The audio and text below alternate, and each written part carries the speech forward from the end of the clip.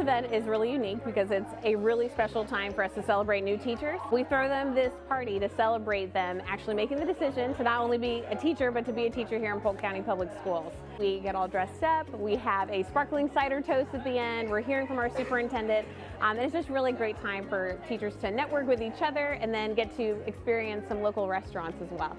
I am incredibly excited about the fact that new teachers get an opportunity and just really feel like they're celebrated. I think oftentimes we get into the initial start of school and things are overwhelming and they don't really have that opportunity to say, hey, I'm here, I'm officially hired with Polk County Public Schools and I'm a part of the family. And so to be able to have that feeling and to be joined by a lot of different individuals in the district, it kind of really feels like the support is surrounding them physically and literally. So I'm really excited for them just to feel celebrated, supported, and valued before the start of the year. What's really powerful about them getting to make these connections early on is that we know that teachers feel isolated, especially new teachers. So for them to get the opportunity not only to be able to meet other new teachers, but to be able to meet district staff that they are getting to put a face to a name, it really just makes it all come together for them and let them know you're not in here alone. We're here to support you and celebrate you.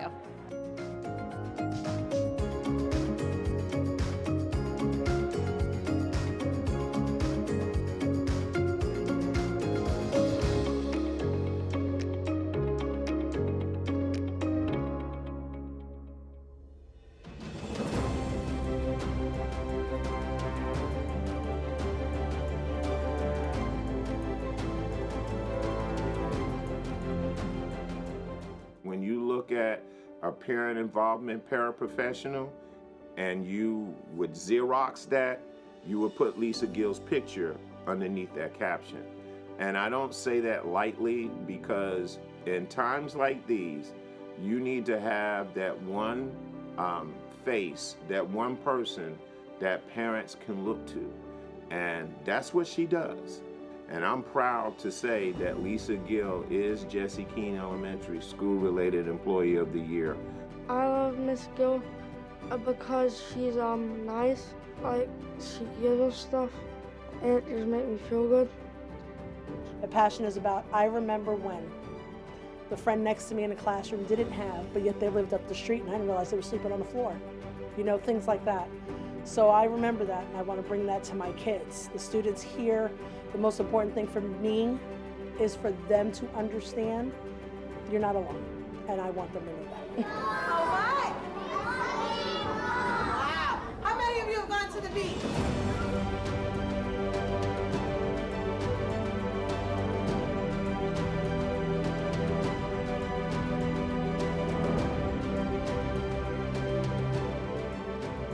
Some of my troubles of not being the best teacher I could be with maybe planning or lesson plans, all these things, for me it was almost like I guess a lot of NBA players, they call it like a revenge tour where they go against their old team. I like it. But for me, coming back. Yeah, like I'm coming back. Right. My comeback tour. But yeah. For me, it was just to come back and continue to improve my craft. Like you said, you know, although we're here and we're talking about our journey, we're still very new. And every day, a matter of fact, I'm still learning something new.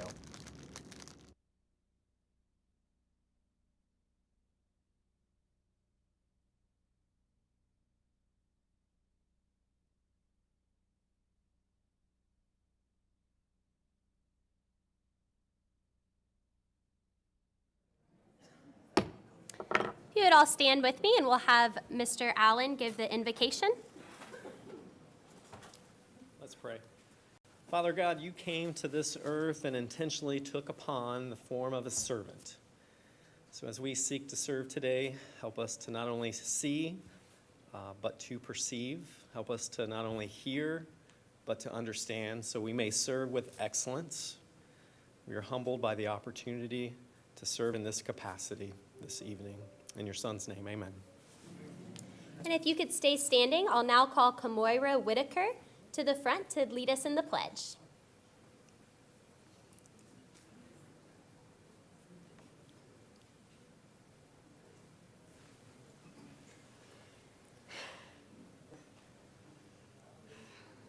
I pledge allegiance to the flag of the United States of America and to the republic for which it stands, one nation, under God, indivisible, with liberty and justice for all. You may be seated. No, whoa, you come back, Moira. You're with me. How are you doing tonight? Good. That is a beautiful dress, and I love the bow in your hair. You look like you're ready for Christmas. So tell me, what school are you from? Chandler Lakes Elementary. And how old are you? 8th. 8. And what grade are you in? 3rd grade. 3rd grade. So do you know what you want to be when you grow up? Yep, an engineer. An engineer. Man, we are missing Miss Cunningham tonight. She would love that. That is awesome. So what's your favorite subject in school? Math. Math? Very nice. Now, did you bring any special guests with you tonight? Yeah, but Miss Nelson, my principal, was supposed to come, but since she could not make it, my mom's old principal, Mr. Duncan, was coming. Mr. Duncan came on her. Awesome. So you've got Mr. Duncan. Do you have anybody else here with you? Yep, my mom and my dad. Your mom and your dad? Mom and dad, can we at least wave?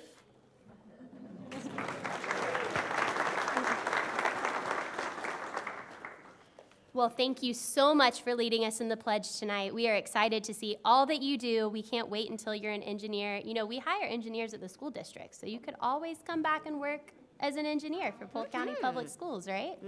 But thank you so much, and we hope you have a very Merry Christmas. Yeah, you too, and have a good night, everybody. Have a good night. Thank you.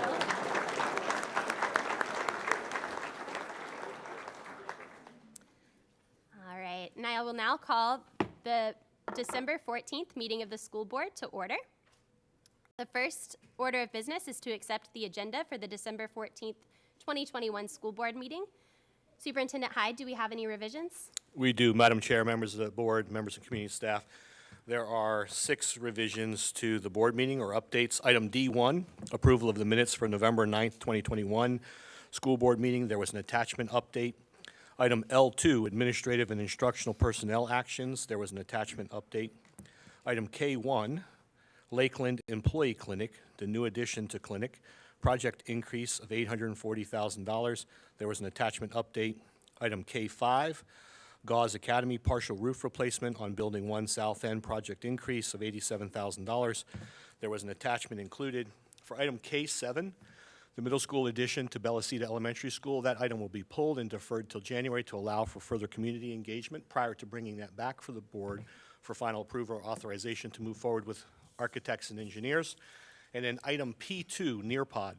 Nearpod is a supplemental curriculum support to assist staff with lesson plan access and developmental tools to utilize with their current lessons.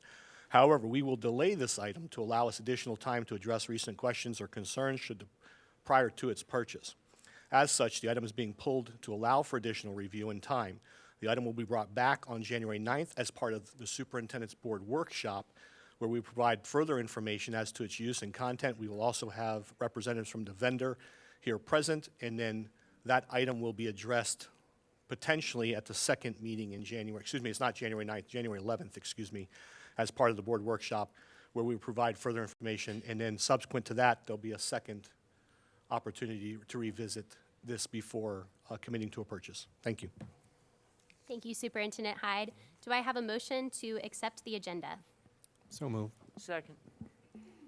In a second. And all those in favor, please signify by saying aye. Aye. Aye.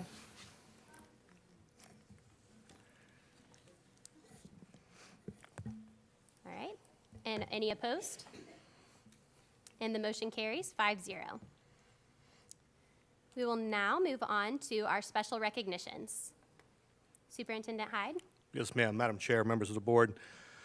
This time I'd like to ask school board member Lisa Miller to step down to assist us with special recognitions. Also, I'd like to ask John Miller, curriculum specialist in from Accelerated Programs, to come forward to recognize the 2022 Presidential Scholars District finalists. Nice.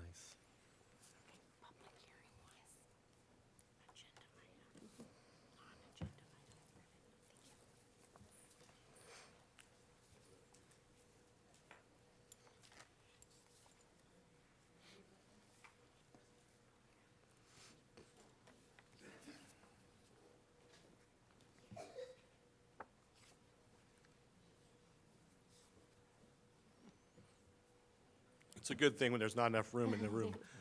That's right. Why don't we have you guys snake around this way a little bit too? Good evening.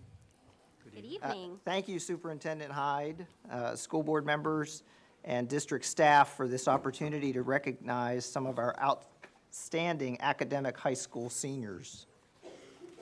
As part of the United States Department of Education Presidential Scholars Program, along with several other criteria, one student was to be selected based largely on high academic achievement, including standardized assessments such as the SAT or ACT, and one student was to be selected on the basis of academic achievement in the area of career and technical education. In Polk County, we asked all of the high school leadership staff to select the students from their school that they felt were most worthy of consideration. High schools submitted names to the district in late September. We received 37 names of students from our schools. A committee of district curriculum staff reviewed the submissions and academic histories of the applicants to determine the 2 names that we would provide to the Florida Department of Education. We appreciate this opportunity to publicly recognize all 37 students and the fact that leadership at your schools specifically identified you. So congratulations to the students. We want to thank all of the school administrators as well. This takes time, and the administrators are obviously very busy with other things for them to go through the process of sending us the names. So we would like to call the names of all 37 district finalists. They received their certificate, I think. Mr. Miller is very efficient. And announce the 2 names that go on to the state. So I'm going to call their names, and students, if you could turn around and wave to your parents or administrators who are here. Audience, if you can hold your applause till we get through the names, that would be appreciated. From Travis Technical College, in the category of Excellence in Career Technical Education, Juan Avalos. From Fort Meade Middle Senior, in the category of High Standardized Assessment Scores, Timothy Bearden. From Bartow Senior, in the category of High Standardized Assessment Scores, Robert Belcher. From Ridge Community Senior, in the category of Excellence in Career Technical Education, Allison Bensays. From Summerlin Academy, in the category of High Standardized Assessment, Stephanie Benged. From Lake Gibson Senior, in the category of High Standardized Assessments, Halaya Brooks. From Lake Gibson Senior, in the category of High Standardized Assessment, Nathan Calzat. From Harrison School of the Arts, in the area of Excellence in Career Technical Education, Andrew Cheney. From Mulberry Senior, in the category of Excellence in Career Technical Education, Chandler Crawshaw.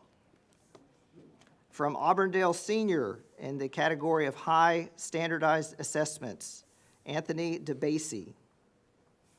From Winter Haven Senior, in the category of High Standardized Assessments, Anderson Garner. From Winter Haven High School, in the category of Excellence in Career Technical Education, Jonathan Gutierrez. From Tenorock Senior, in the category of Excellence in Career Technical Education, Jaslyn Gregory. From Summerlin Academy, in the area of High Standardized Assessments, Morgan Grubb.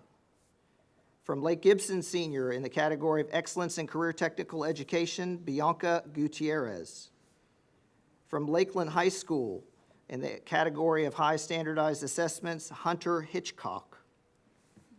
From Frostproof Middle Senior, in the category of High Standardized Assessments, Corey Mendez. From Bartow IB, in the category of Excellence in Career Technical Education, Judd Parker. From McKeel Academy, in the category of Excellence in Career Technical Education, Jacob Plemons. From Haines City IB, in the category of High Standardized Assessments, Jasmine Pruthi. From Auburndale Senior in the category of Excellence in Career Technical Education, Philip Shasky. From Haines City IB in the area of Excellence in Career Technical Education, Solon Schultz. From Bartow IB in the category of High Standardized Assessments, Shashan Sivakumar. From Tenorock Senior in the category of High Standardized Assessment, Casey Smith. From George Jenkins Senior in the area of High Standardized Assessment, Kaylee Sweet. From Fort Meade Middle Senior in the category of Excellence in Career Technical Education, Trevor Town. From Frostproof Middle Senior in the category of Excellence in Career Technical Education, Yuritsi Palacios Vargas. From Lakeland Senior in the category of Excellence in Career Technical Education, Naisha Velez Vasquez. From Harrison School of the Arts in the category of High Standardized Assessment, Kim Tien Vo. And from Lake Region High School in the category of Excellence in Career Technical Education, Sam Weldon. Let's give all these students a round of applause.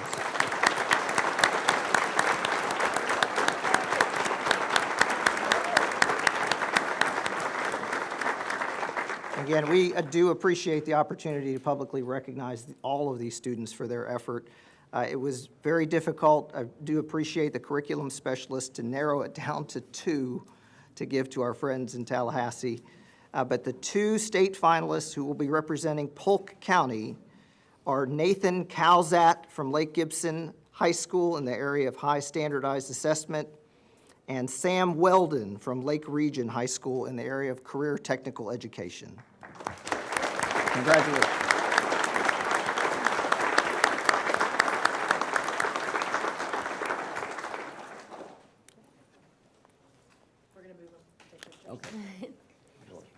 Thank you so much, and congratulations to all of you. I think Miss Miller is corralling for a picture.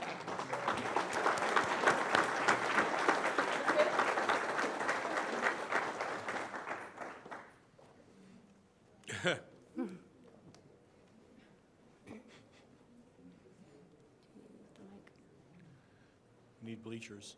We do.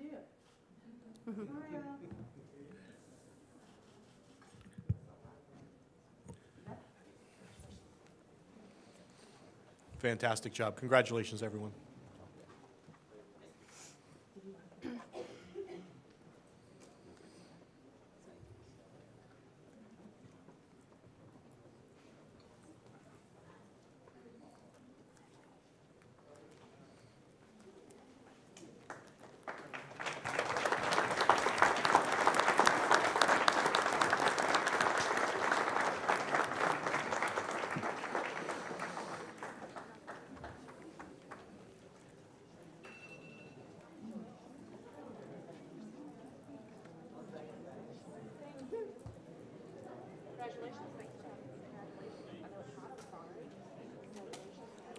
And at this time, I'd like to invite Susan Copeland, Executive Director for the Polk Education Foundation, to please come forward for her donor recognition this evening.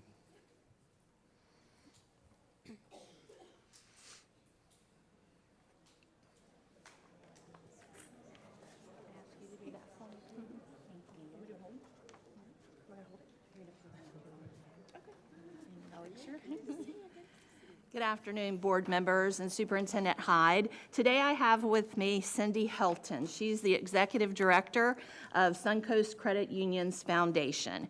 And their foundation and their credit union have been involved with the foundation since about 2017 and various initiatives. They've worked to help support our free teacher market, our AmeriCorps Polk Reed's tutoring program, our school district's Hall of Fame and Teacher of the Year, and their largest area of support has been to teacher and school grants. So over the past 4 years, they've donated just over $110,000 to the Education Foundation. So I wanted to recognize them for that. Cindy added as we were seated that they've also contributed another $25,000 to other district things, and I knew they were involved in others, and so they just continue to be a great partner for us. but they are not done with just the money. I had the opportunity to nominate them last year for a National Philanthropy Day award, and they ended up being the recipient of the large business category for Polk County. And I remember doing that nomination video, and one of the things I said about them as a partner was that they were all in, that they didn't stop when they wrote the check, that they really continued to support us. So I remember explicitly Cindy sitting beside me in our free teacher market, sorting supplies and stocking the shelf. And then I believe she met you, Ms. Miller, when she was there, and you visited as well. She's visited schools with us to make grant presentations and give them the big fund checks. She's also visited after the funding's been implemented to see what's gone on in classrooms and schools. They call when we have free teacher market supplies, gently used office supplies at their warehouse in Tampa, and they invite us to come over and get those. They supply the free teacher market with, well, it's been thousands of bags to date now for all of our shoppers in the market to have something to put their goods in. And their employees were so kind. They also collected supplies within the office. They got with their own vendors and raised money for our free teacher market, and the employees themselves gave. So as I said, All In really describes Suncoast Credit Union's foundation and the credit union, and Cindy's just a super partner to work with. So I wanted to bring her here to meet you today, to thank her publicly, and to have a certificate of appreciation presented to you, Cindy.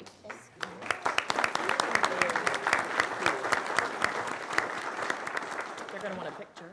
Picture? Which way do we go? Right over here? Okay. Perfect. There's no way. Okay. 3, 2, and 1. Thank you. Thank you. Would you like to share anything? You're not required to. I don't ask. See, there is a problem right there.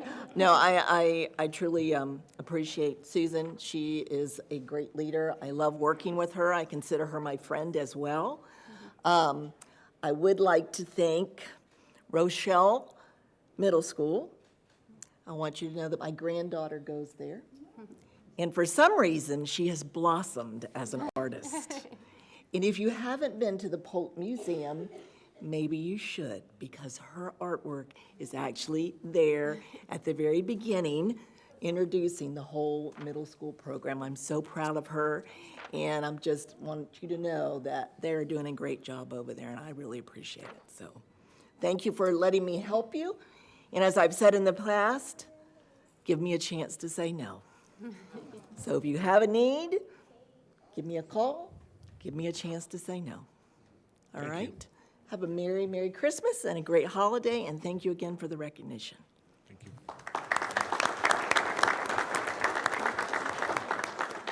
And next, I'd like to ask Jeanette Crowley, Senior Coordinator for Public Relations and Strategic Partnerships, to come forward for our Focus on Excellence Employee Recognition campaign. Thank you so much for the opportunity to be here and share more about our great employees. So, Focus on Excellence is a year-long campaign to spotlight the important contributions of all Polk County Public School employees. Each quarter, the program will accept nominations for a different group of employees. A committee will select 5 employees per quarter as winners to receive prizes from our generous sponsors, as well as attend a special luncheon. In addition to being recognized at a school board meeting, they will also be highlighted on the school district's social media channels. Over the course of the year, we will recognize and highlight a total of 20 employees. The first group of honorees that we recognized in September were within our clerical, custodial, maintenance, and warehouse positions. Today, it's my honor to recognize our employee group 2 winners who are in our following positions: paraeducator, professional technical, and administrator. Nominations for Employee Group 2 were submitted in mid-October. We had a total of 379. From 379, they went to 115. From 115, it was narrowed down to 15, and then eventually to our 5. Last week, we hosted an appreciation luncheon for the winners, along with that also included district leadership and program sponsors. Each winner received a prize package valued at over $600, courtesy of our generous partners with Polk County Public Schools. I'd like to thank the following businesses who have partnered with us for this specific program: Chick-fil-A, CP Investment Advisors, Fleet Feet, formerly Fitnitch Running and Fitness, Hand and Stone Massage and Facial Spa, Fields Insurance and Financial Group, Geico Insurance, Image Depot Express, Lakeland Magic, Logo Out Loud, Public Supermarkets Inc., and Rhino Smash Sauce Company. Tonight, each winner will receive a plaque that was produced by the students in the fabrication lab at Daniel Jenkins Academy. All right, are you ready to hear about our amazing winners? Before I begin, I'd like to mention that each of the winners received a nomination. So each employee that's nominated has to be nominated from fellow employees. So it's other employees seeing the great work that are nominating other employees. On the nomination form, the nominator has to share how the employee exemplifies excellence, illustrates teamwork, and how they put students first in their everyday work. The narrative or the story is the most important piece. After the 5 winners were notified, I asked them to answer the following question: what do you love most about your job and working for Polk County Public Schools? Representing our paraeducator group is Sandra Rivera, who is a paraeducator at Inwood Elementary. Sandra, will you please come forward? As Sandra comes forward, I'm going to let you know what she loves most about her job and working for Polk County Public Schools. Sandra says that success is what motivates and excites her about going to work every day because it gives her the opportunity to help her students. Teaching is a calling and a passion for her. The main reason for her love of teaching are the students. She loves interacting and learning from them, and especially gets excited when she sees them finally understand the content of a subject she's teaching. Her students' success is what motivates her most about her work. If her method of teaching has a positive influence on her students, then that pushes her to work harder and persevere through the tough moments. Aligning the school's vision and values with her own is one way in achieving greater personal and professional success. Sandra Rivera. Thank you. Would you like to say anything? I want to say thank you to my principals. Go ahead. Okay. Good evening. I want the opportunity to say thank you to the amazing 2 persons right here and the Polk County schools. I want to say thank you to Ms. Camp and Ms. Honorari. Those 2 persons are my principals in the school. Thank you. Congratulations.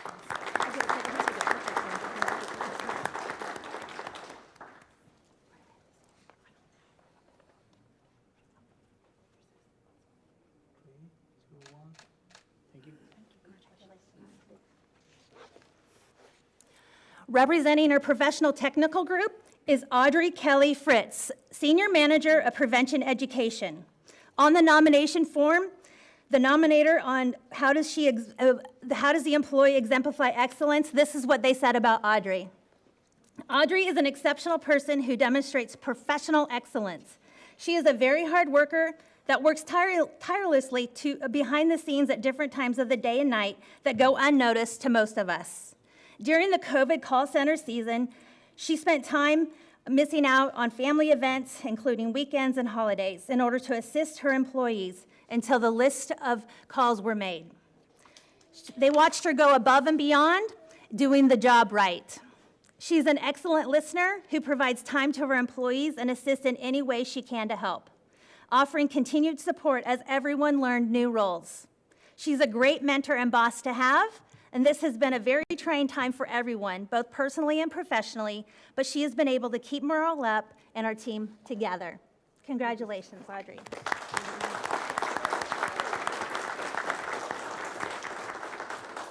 I would like to say thank you. Thank you to the board. Thank you to Mr. Hyde.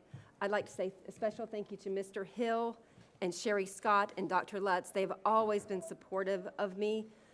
If we needed something for COVID, they made sure we had it, and I appreciate that. I would like to thank my team at Mark Wilcox Center. It's not my team, we just are a team, and I thank them so much. They are the reason I go to work. And the reason I can go to work is because of my wonderful husband, Rob, and my daughter, Holly. They're in the audience right now. And I thank them so much as well. And I thank my mother for being a school teacher in Polk County Schools for 30 some odd years, who gave me the love of education. Thank you all.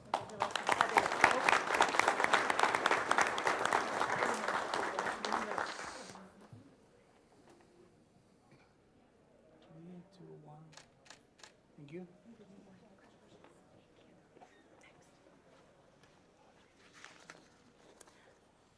All right.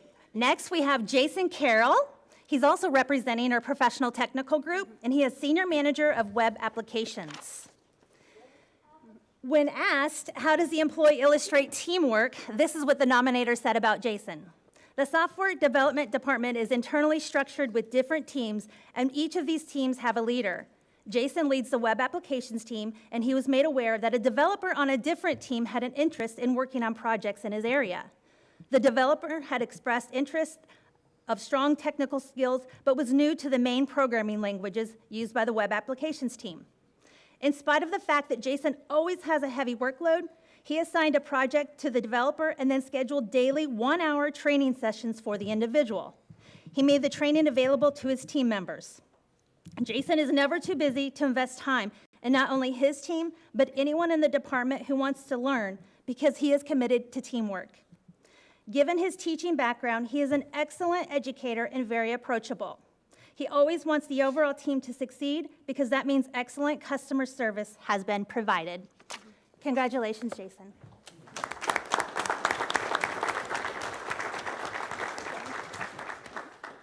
I'd like to thank Mr. Hyde. I'd like to thank my supervisor, Diane Rivera, and my other supervisor, Dr. Tina Barrios. This is humbling, and it's also a little embarrassing for myself, because I can only get as far as I get because of the great team that I have working with me, not just on my team, but on all the development teams that we have. They do fantastic work day in, day out. And I would also like to say, definitely, although she's not here with me tonight, thank you to my wife, Jennifer, who's put up with many a night of me working till midnight or 1 a.m. on projects that probably didn't have to be worked on that night, but I felt like needed to get done to help everybody else out, whether it was students, teachers, or administrators. So thank you all. Thank you.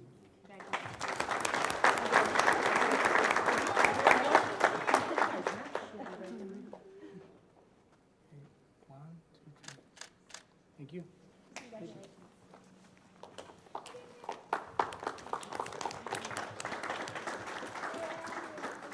Our next employee that we have representing our administrators group is Tracy Nelson, who is principal at Bartow Elementary Academy.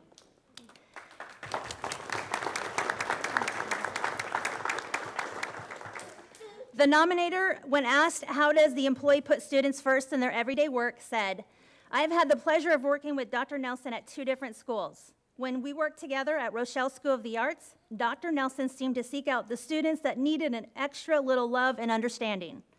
She watched her tame the wildest middle school boys, the ones that everyone just had enough of, the ones that other teachers may just ignore. Dr. Nelson sought out those kids. She spoke their names when she saw them in the halls. She hugged them and told them she was so glad to see them. There was one child in particular that seemed to stay in trouble, but instead of treating him like he was a bad kid, she would go out of her way to find the good in him. Dr. Nelson is the master of creating relationships with children. All children, not just the cute, easy ones to love. If you were to ask her today about the little middle school boy, she could tell you his name. And I guarantee you, if you ask him about her, he would immediately smile. Congratulations.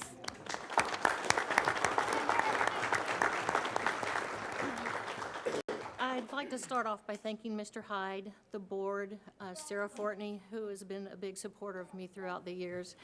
In 25 years with Polk County School Board, it has not been a job for me, it's been a calling.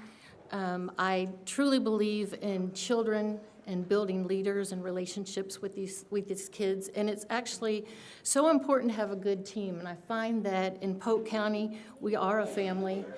We do work together, and that's why our kids benefit so much. even in the administrative pool, and there is a lot of us, but we have a support team there.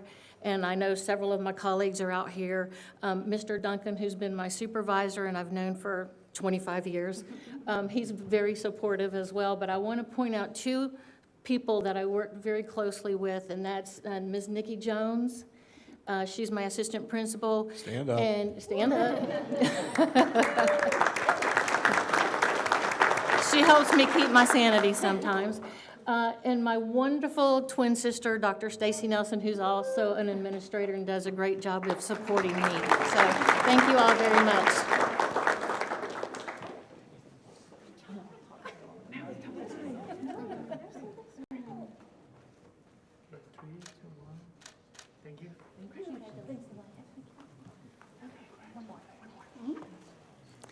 All right, our next employee is Nadalis Carolapa, a principal at Juanita Elementary, representing our administrator group. No crying. When asked, how does the employee exemplify excellence? Mrs. Caraballo has been the principal at Juanita Elementary for 6 years. She has developed such a positive culture at Juanita. Our students love and respect her. She has data chats with individual students and encourages them to do better. She models this and teachers in turn do the same. Every month, she recognizes a top AR class in each grade level, but what stands out about this is that she will post and update data each week, and when a class is falling short, you will find her visiting that class to find out why and encourage and support them to read more. In order to support the math gaps that exist due to COVID, she has opened iPad lab time in the morning for 4th and 5th graders before school, and the students show up. Most mornings, you will find her in the labs supporting them. She is in the process of doing the same for 3rd graders. In addition, parents are very supportive to the decisions that she makes because they know that what she is doing is for the children's best interest in mind. Her motto is, "We will always do what is best for students." She supports teachers with instruction, and you will often find her teaching and modeling for teachers. Teachers embrace the support and are comfortable asking for help. The Juanita staff is truly a family that starts with her. We all love and admire her for her dedication to student learning. Congratulations.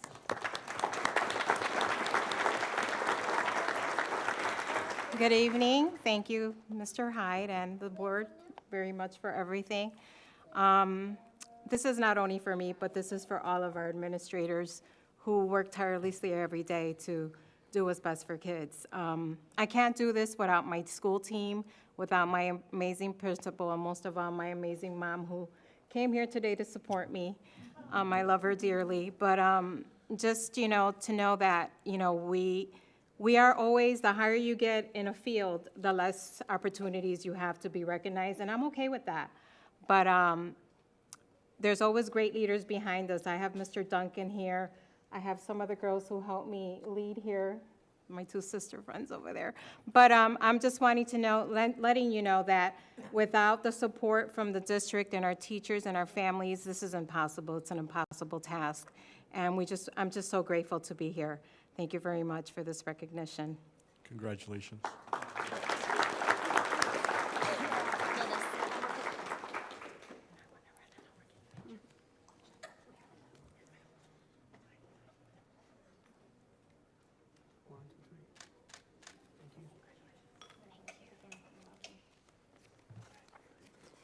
Congratulations again to each winner. Enjoy the spotlight, as you certainly are deserving of this recognition, and we will continue to put the focus on you. Keep being the amazing people and employees of PCPS. In the coming weeks, we will be highlighting each of you on our social media channels. It's our hope that this program will inspire others within our organization to stop and simply say thank you to one another for the job they do. We all need to hear it, and when we do, we're better equipped to give back to our students. The nomination window for our next group is January 10th through 21st, and the employee group consists of our transportation, school nutrition, and non-classroom teachers. I can't thank the employees enough who have taken the time to fill out the nomination forms to recognize our fellow employees. Without these nominations, we don't have applications to review and winners to recognize. So I'll be back here in March to honor our next group of 5 winners. Thank you so much. Thank you. Madam Chair, members of the board, this concludes our special recognitions for this evening. Thank you, Superintendent Hyde. Next on the agenda is public comment for agenda items. And I will call the first one down to the front and for standby, and then while I do that, if Mr. Bridges, you'll go over the information for public comment. I'd be delighted. So first up will be Donna Andracchio, and then on deck will be Rocky Andracchio. Ladies and gentlemen, as a reminder to all speakers addressing the board this evening, there will be 3 opportunities to address the board. At the beginning of the meeting, before any official action is taken on the agenda for any speakers wishing to address items that are on the agenda for action. Again, at the end of the meeting for any speakers wishing to address matters that are not on the agenda for action. And today there are public hearings scheduled, so comments addressing the subjects of the public hearings may be delivered at that time. Persons wishing to speak who have filled out a speaker card, which was available at the entrance, will be allotted 3 minutes to speak. When you're recognized by the chair, please step forward and stand in the green chair, and the green square, Stand in the green square so your voice will be picked up by the microphone, and do not cross the red line. Please give your name and address, and if you're affiliated with a group, you may announce that as well. Please direct all comments to the chair and refrain from making personal attacks or using profanity. Also, please do not stand or otherwise block the vision of those behind you. Merry Christmas. Thank you. Ms. Andracchio. Hi, everyone. My name is Donna Andracchio, and I live at 1020 Spirit Lake Road in Winter Haven. Can't hear me? Can you hear me now? Okay. I'm going to address the item T2 of the Reproductive and Health Curriculum for 7th graders concerning male and female reproductive systems. By show of hands, who here has read through the health curriculum discussed in the work session? Again, who here has read through it? One person? Okay, thank you. In reviewing the information that is presented to the 7th graders, something that jumped out to me is that the word anus was the word anus was part of the reproductive system, and I looked it up, and it isn't part of the reproductive system. Babies don't come from there.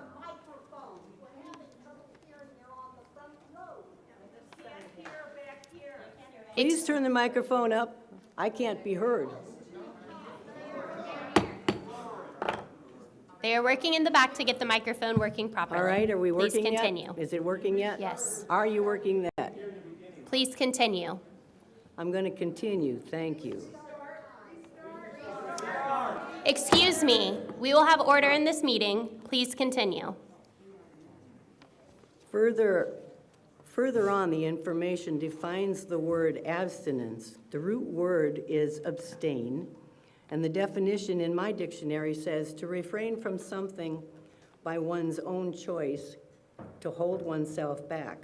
Notice the definition does not have words like sex, drugs, alcohol, and tobacco. Sounds like it's feeding back. There's somebody not on the switch where it needs to be on the switch. Your definition includes these words. This is the definition. It says, abstinence means to refrain from something by refrain from not taking part in high-risk behavior such as sexual activity or drug abuse, including alcohol or tobacco. Not in the dictionary. Not truthful information. Keeping it true and simple. They can learn discernment. Telling a 12-year-old student to seek medical treatment and testing and tell their partner, you're assuming a 12-year-old has a sexual partner.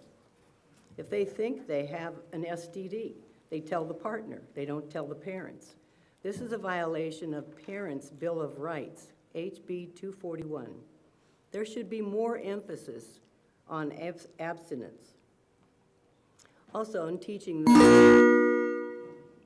Can you please in the back add 15 seconds to her microphone? Thank you. Which 15 seconds do you want, the first or the last?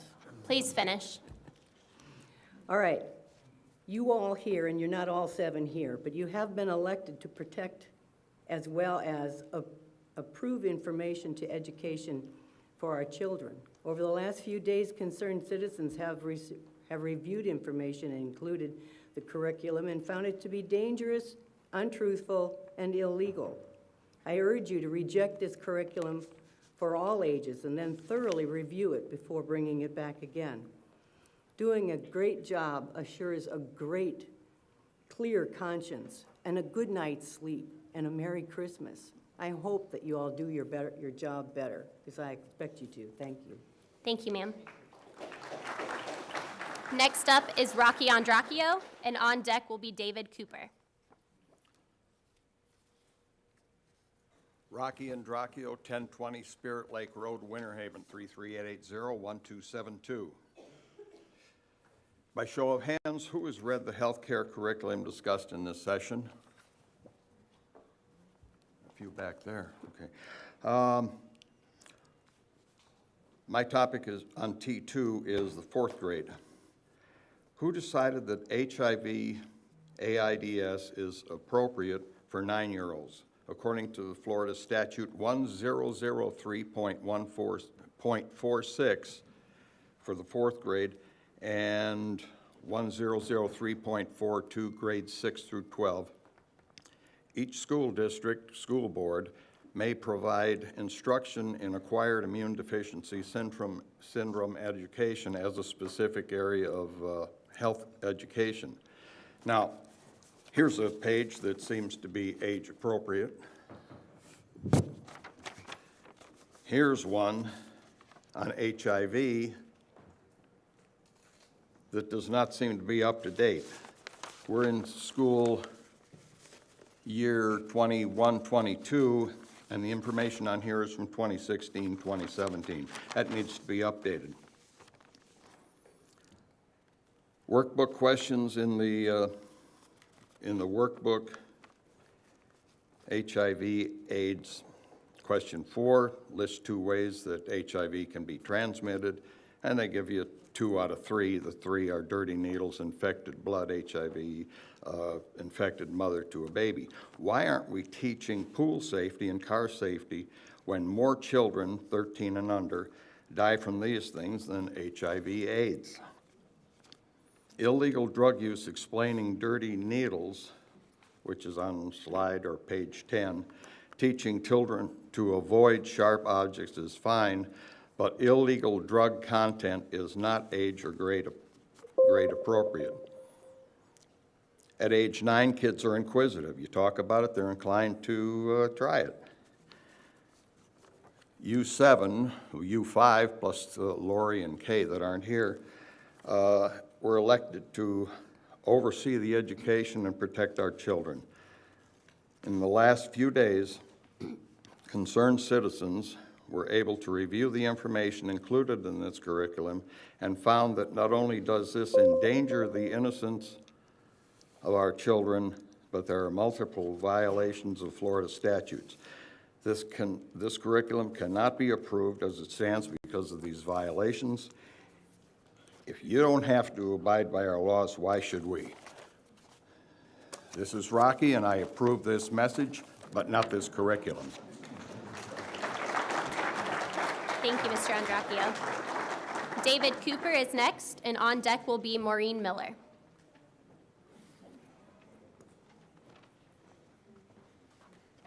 Good afternoon. I'm David Cooper of Winter Haven.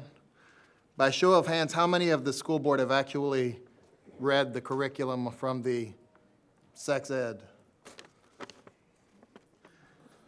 We'll see. Can you correct that? We've all read the curriculum. In the work session today, it was reviewed page by page, but thank you for asking. Well, I want to know that because I want to know if you're actually reading what you're approving. See, in the 1988-89 school year at Denison Middle School, I was fortunate enough to have a teacher named Sarah Fortney. I always believed her to be genuinely concerned with my well-being as a student. And I'm sure most of you who have spent time in the classroom were equally vested in your students as well. I believe that is why you are on the school board today. I'm here with concerns about the subject matter of the health curriculum. Statute 1003.42, Section N, subsection 3, states the health education curriculum for students in grades 6 through 12 shall include an awareness of the benefits of sexual abstinence as the expected standard. Having read the curriculum and looked through its content, I was amazed to find the only mention of abstinence was a definition. No mention of the benefits, and certainly not taught as the expected standard.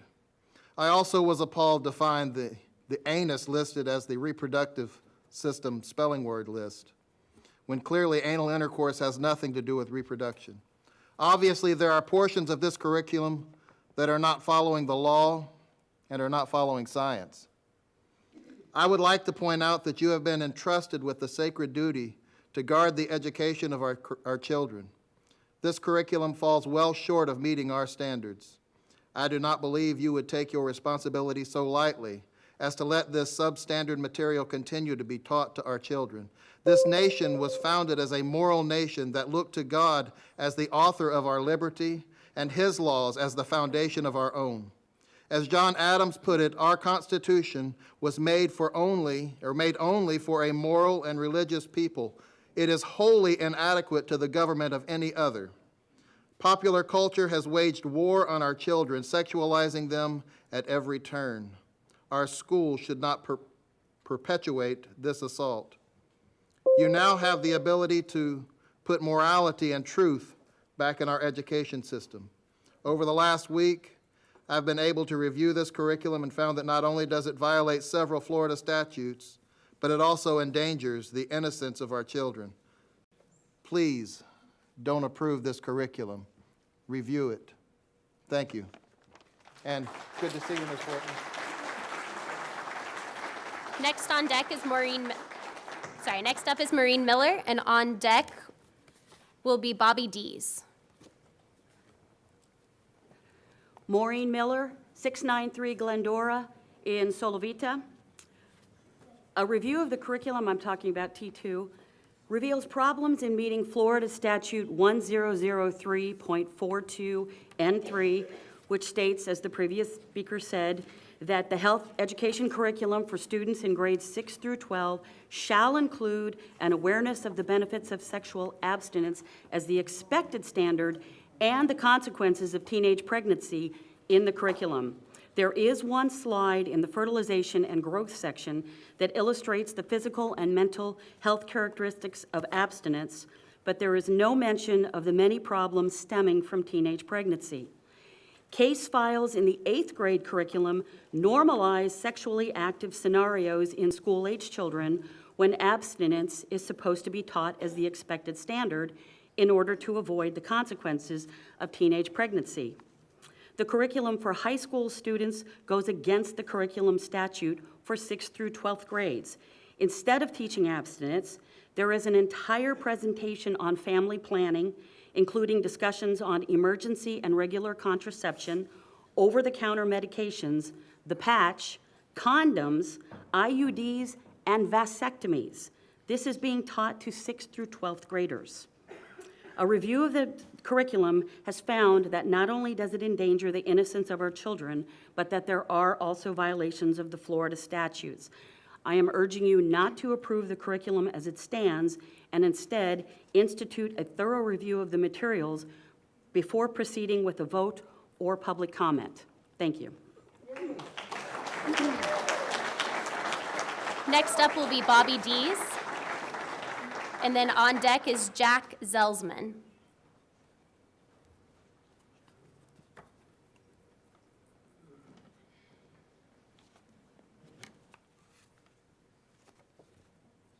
Hello, folks. My name is Bobby Dees. I live at 813 Avenue G, Northeast, Winter Haven. According to Florida Statute 1003.42 into the health education curriculum for students in grades 7 through 12 shall include a teen dating, violence, and abuse component.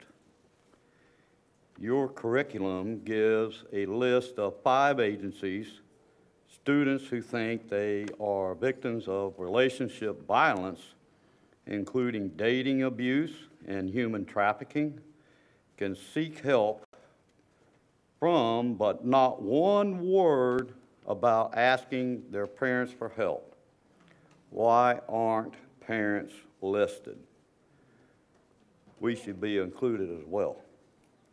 Your family planning piece related to prevention of pregnancy and sexually transmitted diseases features questions to ask your health care provider, but nothing about asking parents for their advice or their guidance.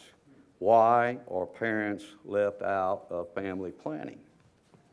The vocabulary for reproductive systems at every grade level includes anus and bladder as part of the reproductive system. These body parts and anal sex have nothing to do with reproductive systems, so why are they included? Is this done to recognize homosexual behavior? The teen pregnancy section of Understanding Pregnancy in high school de-emphasizes pregnancy rates in Polk County, citing in 2013, Polk County had its lowest rate in 10 years of births to girls under 18 at 212, and then quoting Dr. Joy Jackson, the director of Polk, Florida Department of Health, as stating the perception that teen pregnancies are getting worse is absolutely false. While they fell from 2017 stats of pregnancies at 522 births compared to 560 in 2016 and 577 in 2015, this is far higher than the 212 reported in 2013. The correct message should have been emphasizing a goal of 0 pregnancies for unwed teenage girls. An increase of 310 pregnancies from 2013 to 2017 was not good and should have been the emphasis rather than a fall of 55 over 3 years from 2015 to 2017. Thank you, sir. Considered good. Thank you, sir. Your 3 minutes is up. Next is Jack Zelsman, and then on deck will be Robert Goodman. Yeah, I rise to speak against the teaching of the human growth and development, reproductive health and disease education curriculum that's been presented. My name is Jack Zelsman, 210 Lake Howard Drive. I am the son of a mother that taught for 33 years, same grade. She loved the 3rd grade, hugged every student, and every student hugged her back. What happened with that? By the way, as a show of hands, I know you've gone through this exercise. How many's actually read this dumb thing? Okay.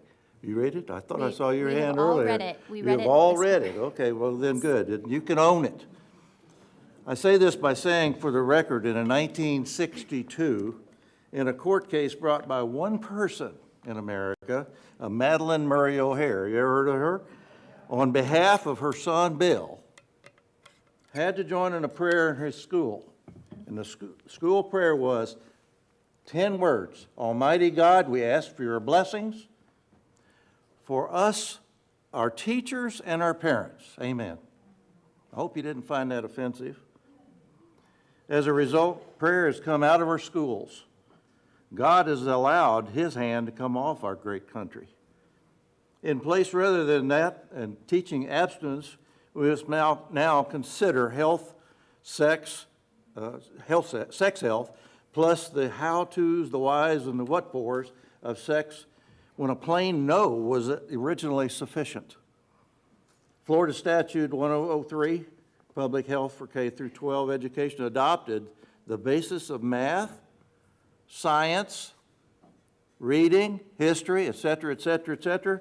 And now the state wants to suggest that you take that valuable time and then teach sex education that hasn't even been circulated yet for the parents. There's only a group of us that knows what this is and what's in this thing.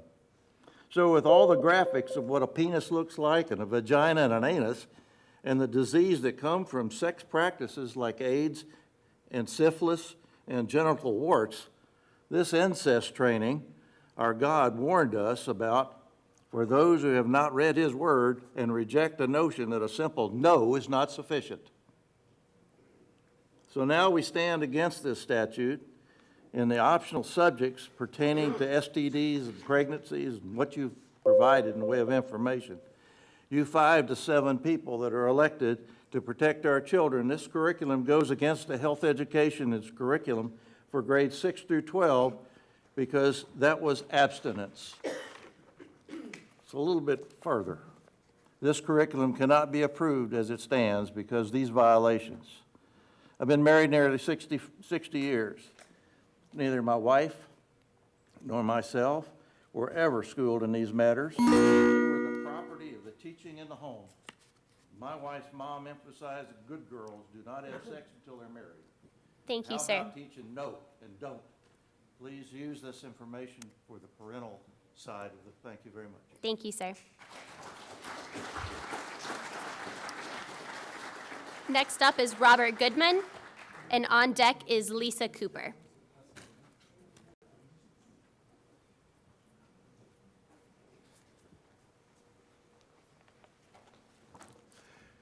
Good evening. I know it's been asked before, so I'm going to rephrase the question and ask you a little bit different. How many of you have read each and every one of the 801 pages of the health curriculum? That's what I thought. From the 2021 Florida Statutes, Title 48, Section 1003, it states the following shall be taught. Comprehensive, age-appropriate, and developmental-appropriate K-12 health education that addresses concept of community health, consumer health, environmental health, and family life. I studied the curriculum for 5th grade boys, and I want you to remember 5th grade boys are 10 years old. So focus on that age as I read some of what's in your curriculum. Here's some 5th grade vocabulary words from the male reproductive system and their definitions. They might make you uncomfortable. They're being taught to 10-year-olds. Ejaculation, the release of semen from the penis. Erection, the stiffening of the penis. Foreskin, skin that covers most of the glands. Glands, the tip of the penis. Nocturnal emission, the release of semen during sleep. Sperm, the male sex cell. Why on earth would we be teaching 10-year-olds this? Other words include circumcision, scrotum, semen, and testicles. I passed off some pictures. There's a picture from one of the videos that is a graphic of a picture of a penis, and it's superimposed over 2 men. One man is looking directly through the penis, and the other man is off to the side, watching what the other man is doing. I don't know what it's doing. It looks like it's a screenshot from a video. Have you seen the video? I hope somebody can review that and see what that is. Later in the lesson, the children are given an example where they're speaking to someone named Dear Leon, and they're asking questions about puberty and some of the changes their bodies are going through. They're asking through an internet. In 2021, are we telling our children that they need to ask a stranger on the internet what to do when they have sexual questions? Why on earth wouldn't it say, ask your parents? How dangerous is that? The last question in the module is the most important thing. The last question in the module is, what is the most important thing you learned today about puberty? Is the trained classroom teacher or nurse that's teaching this fully prepared to answer the last question? Because it could have a broad variety of implications from 10-year-olds. We're also teaching 10-year-olds about AIDS. As members of the school board, we elected you to protect our children. You need to do that. We depend on you. We put you in this position so that you could protect our children. This curriculum cannot be approved as stated because it votes several Florida statutes. I ask you to vote against this curriculum. Thank you. Next up is Lisa Cooper, And on deck is John Freet. Good afternoon. My name is Lisa Cooper, and I'm from Winter Haven. Thank you. It should be on now. They just started the timer. Good afternoon. My name is Lisa Cooper, and I'm from Winter Haven.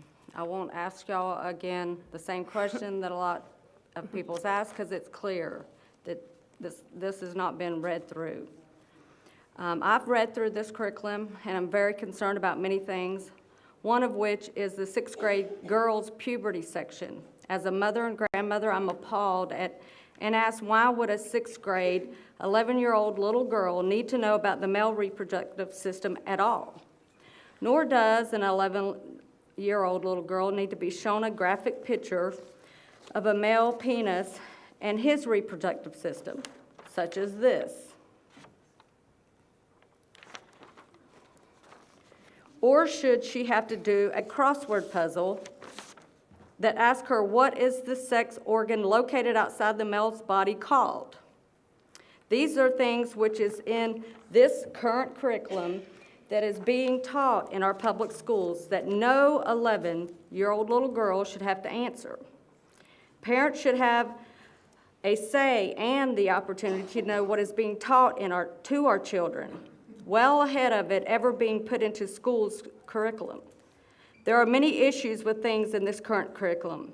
So I ask each one of you, 7 school board members that have been elected and trusted to do the best for our children, to not review or not renew this current curriculum as it stands now, but that it be reevaluated with parents given the opportunity to have their say and to review it before it's passed and put into our schools. Because these are our children, and subjects such as what is in this curriculum is very concerning to our moral and Christian beliefs. And also, there are multiple violations to our Florida statutes. So I ask you to please do not renew this curriculum until it can be reevaluated with parents' input. Thank you. Thank you.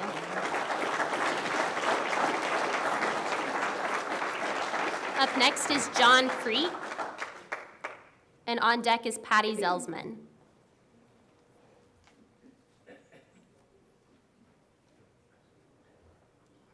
You're on deck, Miss Zelsman. Good evening, everyone. My name is John Freed. I'm a pastor at Believers Fellowship Church in North Lakeland, and I also have students in the Polk County system. I've had a student in the Polk County system for about 19 years now, and I have a few years to go. I also have a mother who has taught in this system, has been a teacher for 46 years and retiring Friday, leaves. And then I have 2 sisters that teach in this system and a brother-in-law that's an administrator in this system. So I'm very well invested in the Polk County school system and in Polk County and in Lakeland, which is where I live. Oh, I didn't say my address, 7805 Fox Squirrel Circle, Lakeland. I suppose many times you guys feel like your chair sits in the middle of an intersection and you're in the crosshairs of a variety of different views, a variety of different opinions, and you hear a lot of frustration. And I think it's very clear and well understood that people are frustrated. All across the country, school systems have pushed agendas that parents are not appreciative of. We've been put in the dark over many issues. And then you have other school systems, school boards, that are just kind of ignorant to what's going on. They don't invest the time, and they make decisions, so to speak, from ivory towers. And I'm not claiming that accusation against y'all. I'm just simply saying we as a community respect your position and expect great things from you guys. Many of you have stood strong on certain issues that we do agree with. And so now you are hearing a lot of public comment, and I think it's very obvious to note that, I'll say it this way. I have run a radio program for about 16 years now, and they tell me, if they're accurate, they tell me for every phone call that we have come in, there's at least 5,000 people listening. And so for every person who stands here and addresses this board today, I'm number 10 so far, there may be several thousand people that are in agreement with what they're saying. Not everyone comes and speaks. So I hope very much that you respect what's being said to you, and I would wish that you could almost just settle the issue now by someone making a motion to say, you know what, this sexual reproduction curriculum agenda, we ain't ready for this yet. Let's table it, put it off to the side, let parents have a good look in this thing. Let's have a little more community comment, a little more community discussion, a little more board discussion, and discussion with the committees that have reviewed these things. And, so you're hearing and feeling potentially a lot of heat, and I guess that's on purpose. I hope you respond well to the statements that are being said today. Thank you. Thank you. Next up is Patty Zelsman, and on deck is Cheryl Rubin. Before Ms. Zelsman, before you speak, I just want to make sure that it's clear that this is not something being voted on today. This is something in our attorney's report that will be advertised for a public hearing in January. So I just want to make sure that all of our speakers know that that is the case. This is not being voted on today. Thank you, Ms. Zelsman.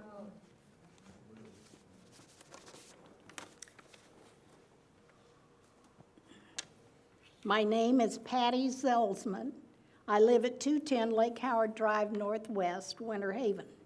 I am a grandmother of 15 children, 8 of whom attend Polk County schools.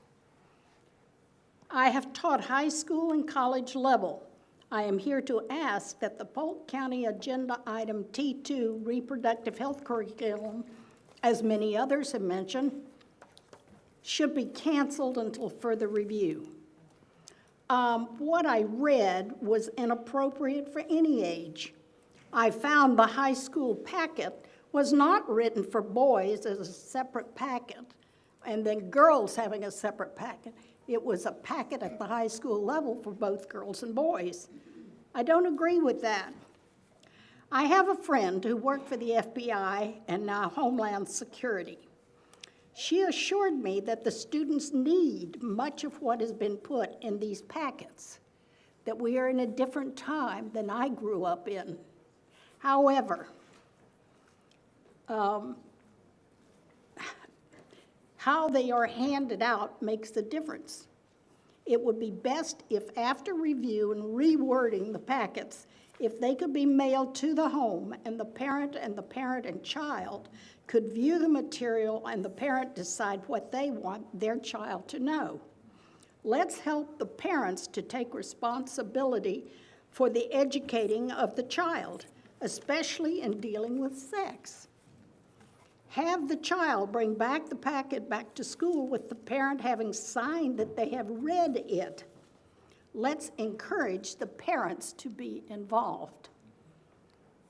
Having read the statistics for this county and the state dealing with high school sex, why do we need a family planning component that includes all kinds of contraception, graphic pictures included, OTC meds, the patch, condoms, IUDs, and vasectomies?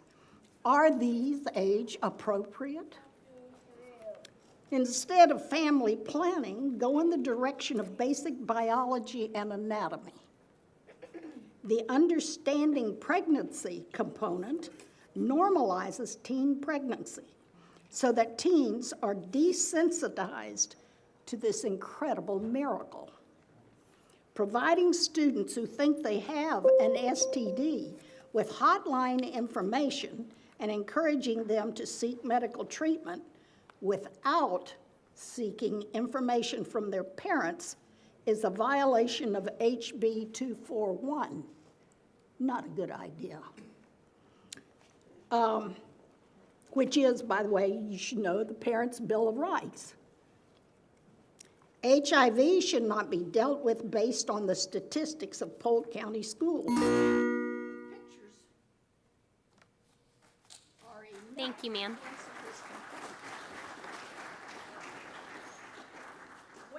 Thank you, ma'am.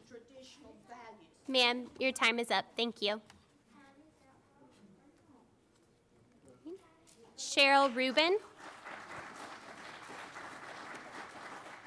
And then on deck will be Jim Taggett.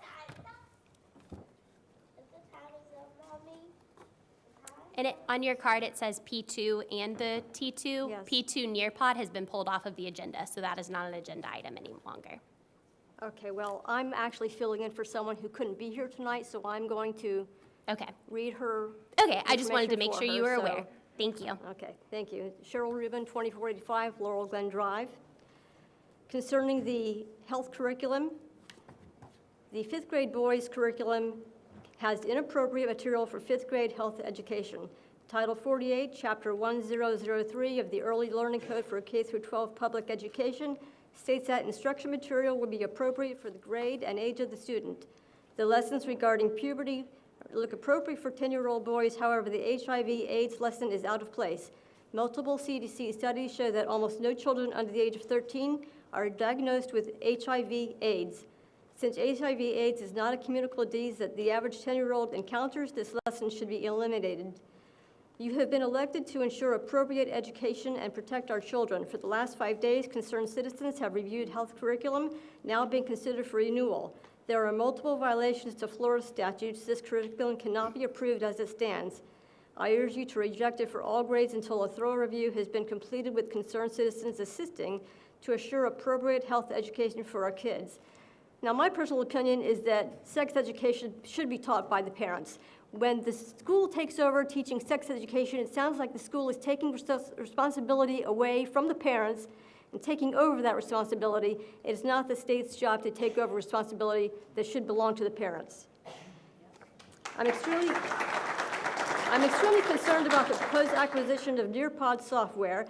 This software contains critical race theory instruction, which this nearly $1 million purchase should be rejected. It violates the state rule banning CRT instruction in the Florida schools.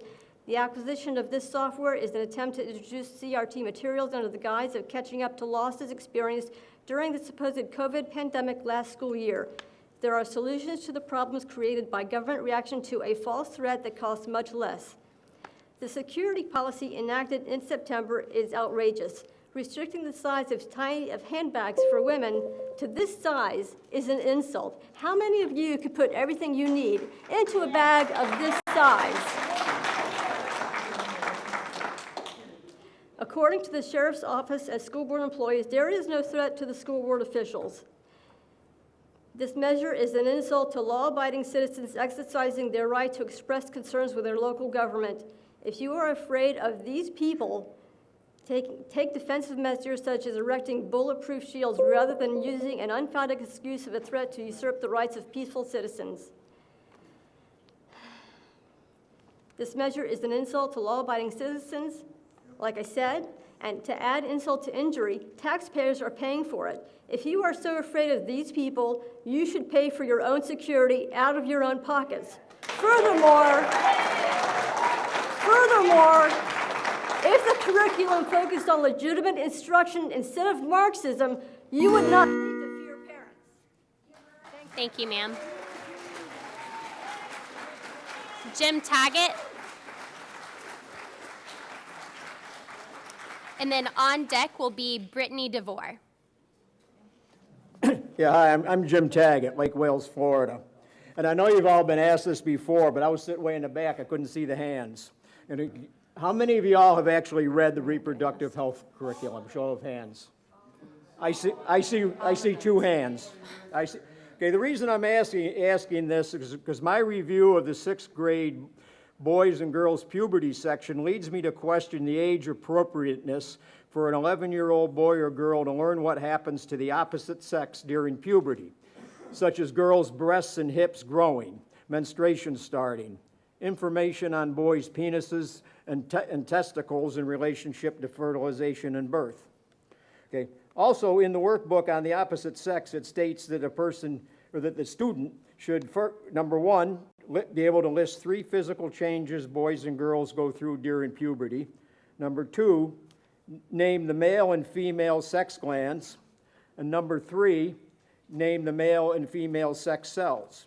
Now the question is this subject matter age appropriate for 6th grade boys and girls? Or does this curriculum provide opportunities for bullying the opposite sex or teasing? Okay. And then it's been mentioned before, they have the anus and bladder listed as reproductive parts of the anatomy.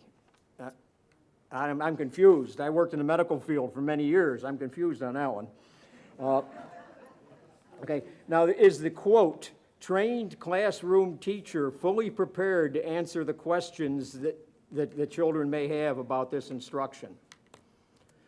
Who decided that HIV/AIDS is age appropriate for 11-year-olds, including the fact that it is transmitted by sexual contact? Okay. According to Statute 1002.46, each school district may provide instruction on HIV/AIDS as a specific area of health education, and such instruction may include, but is not limited to, the known modes of transmission, signs and symptoms, and risk factors, okay? The question is, why aren't we teaching more water sports and pool safety? Or maybe seatbelt use in the car, since drowning and car accidents are much more dangerous health hazards to this age group than AIDS, okay? Okay, more kids die from these accidents than HIV/AIDS, okay? Now, you folks here were elected to protect our children, okay? In the last 24 hours, we were able to review all this information contained in the reproductive health curriculum and found it does endanger the innocence of our children. And you should reject this curriculum and turn this whole subject back to the parents. It's their job. It's not the state, it's not the government, it's not the school teachers that teach this stuff, it's the parents. Leave it to them. Thank you. And look up Matthew 18:6. Look up Matthew 18:6. Next up is Brittany DeVore, and on deck is Melissa Hoolan. Brittany DeVore, I'm at Eastlake Hartridge Drive in Winter Haven, Florida. Mrs. Miller, you appear to be highly agitated by all these questions, and you did say earlier that page by page, y'all went through it during the work session. I watched every minute of that work session, and it was not gone through page by page. That's So, fine. I would love to have a conversation, but you're supposed to direct your comments to the chair. I was saying that we have read it individually. you said that you went through it page by page. This is my minutes. I'll take my minutes. Thank you. Okay. So during the work session, you did go through this, and so I would invite each of you to ask yourselves, is it appropriate? If you've read it, okay, check mark. Is it appropriate? I would hope that each and every one of you would say no. Ms. Fortney shared a very logical question earlier where she shared that she was a science teacher and she was very, showed a lot of gratitude towards the nurses that were there to answer those very complex, complicated answers that those students have and to being able to rely on that professional. So I thank you for expressing that. I appreciate that. So Statute 1003.46, it uses the word may. It never uses the word must or required. So then that would be my next question, and hopefully the attorney would agree with that, during the work session, it was implied by Mrs. Fritz that this is a required curriculum, and it is not, from my understanding. Again, let the attorney be the one to decipher that. Section A states further, teach abstinence from sexual activity outside of marriage as an expected standard for all school-age students while teaching the benefits of monogamous heterosexual marriage. Why then do we have an entire presentation on family planning, which includes tubal ligation, which is tying your tubes, or a vasectomy as ways to prevent teen pregnancy? Again, these are major surgeries and possibly irreversible that we're providing to our students as a way to prevent teen pregnancy. As you know, the Parents' Bill of Rights puts informing the parents as a highest priority. However, this is just high school. This was just the high school curriculum, and here's where it talks about tying your tubes and getting a vasectomy, and it even shares with you the rates, the effective rates. One of the resources shared is loveisrespect.org. Two things are listed. The very first one is talking about LGBTQ relationships, which again goes against what Section A states.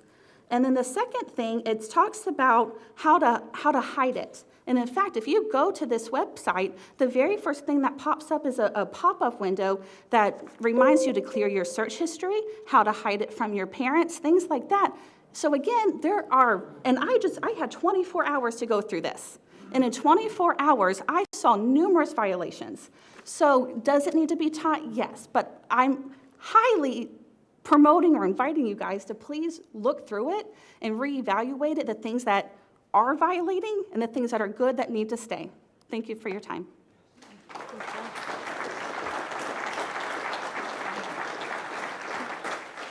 Melissa Hullen, and I apologize if I'm butchering your name. And then on deck is John Fazzini. My name is Melissa Hewlin. I live at 1107 Von Seal Street in Lake Wales. Given the magnitude of the impact that these topics and curriculum have on the children of Polk County, I would assume and trust that you all had reviewed this page by page. I have looked through the 8th grade curriculum, which I hold here, and in this 8th grade curriculum, students are given several mock patients and a list of very graphic symptoms in which they are to, quote, be the doctor and diagnose the STD that that patient has. One of the patients is a 24-year-old sexually active male. Again, this is for 13-year-olds. Another is a 21-year-old male who denies intercourse but says he has engaged in oral sex. Again, is this age appropriate for 13-year-olds? I don't think so. These scenarios normalize being sexually active at 13, when abstinence is supposed to be the expected standard per Florida statute. Within this curriculum, students are taught to seek medical treatment and testing and tell their partner if they have an STD. Included is a picture of a cell phone where the student is encouraged to call their boo and let them know that they have an STD. Not their parents, their boo.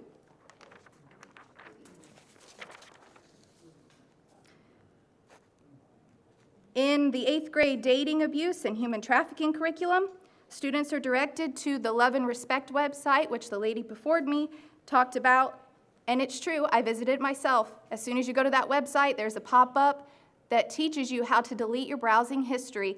And if that's not enough, if you still aren't sure how to do that, there's even conveniently a 1-800 number that you can call, and they will walk you through how to hide what you're searching on the web from your parents and your family. I urge you all to thoroughly review this curriculum. It cannot stand as it is, as there are multiple violations to Florida state statutes, but it also endangers the family unit, it endangers our children, and you all are entrusted to protect them. Thank you.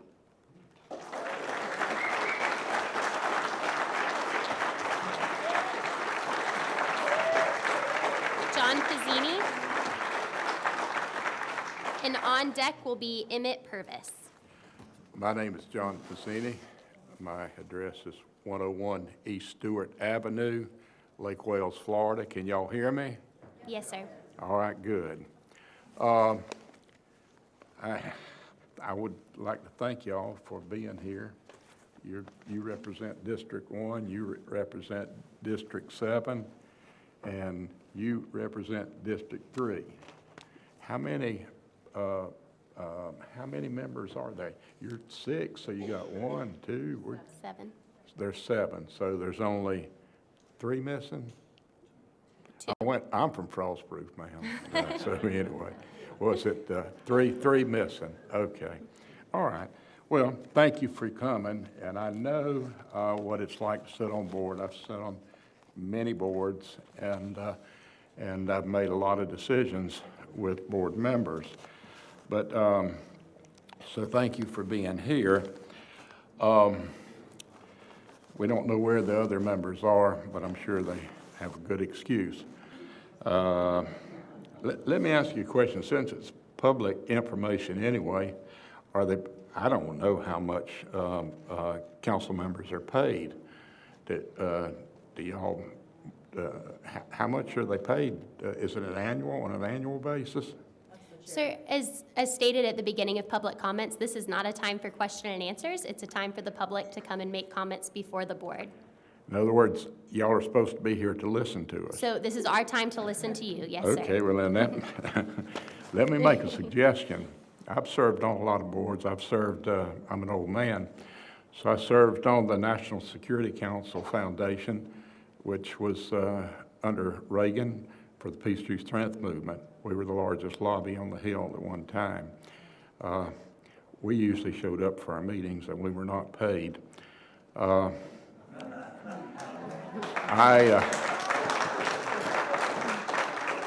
Anyway, I've also served on boards listed on the New York Stock Exchange, And we showed up, and if we didn't show up, we Zoomed in. So, and if you've ever been to a stockholders meeting where they're shareholders, they like to be satisfied. Well, anyway, I've going to run out all my time. I'm down to a few seconds, but the salaries are public information. I'll get that. I hope that Superintendent Hyde, you may not remember me, but I'm the fellow from Frostbury if you were going to call sometime back about the farming, and I'm still waiting on your call.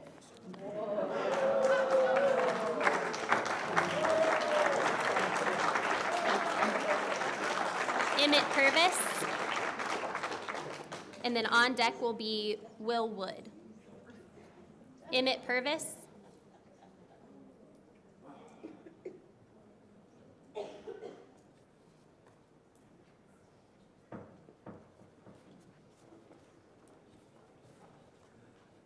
Emmett Purvis, 655 East Stewart Street in Bartow. I came up here tonight to say a lot, and I changed my mind. This is garbage. This whole topic is garbage, and I don't see us spending as much time and wasting the time of the public to have to come up here and address what we're addressing tonight. What I want to know, I'm not going to ask you who read it. What I want to know is who is pushing it. Because Statute 103.46 states that it may provide instruction in HIV and AIDS. Can somebody answer me? Who is pushing this? It's not mandatory. Sarah? Sir, as we mentioned earlier, this is not a time for Q&A. This is a time for I you can't to hear speak. you. This is not a time for question and answers. This is a time for the board to listen to your comments. I still can't hear you, and I'm not going to waste any more of your time. And I appreciate you, Mr. Allen, and Mr. Wilson. I appreciate you being here, and I hope when it comes time to vote on this, and I want to remind you of something else. These people sitting out here are the people of Polk County. Every one of you are public servants to the people of Polk County. We pay your salaries. Do you understand that? And we elect the school board, and sooner or later, we're going back to electing the school superintendent.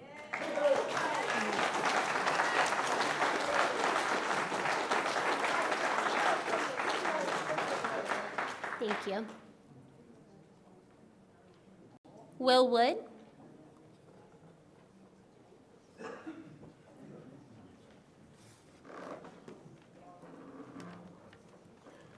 Good evening. Thank you all for your public service. I know you have a very tough job.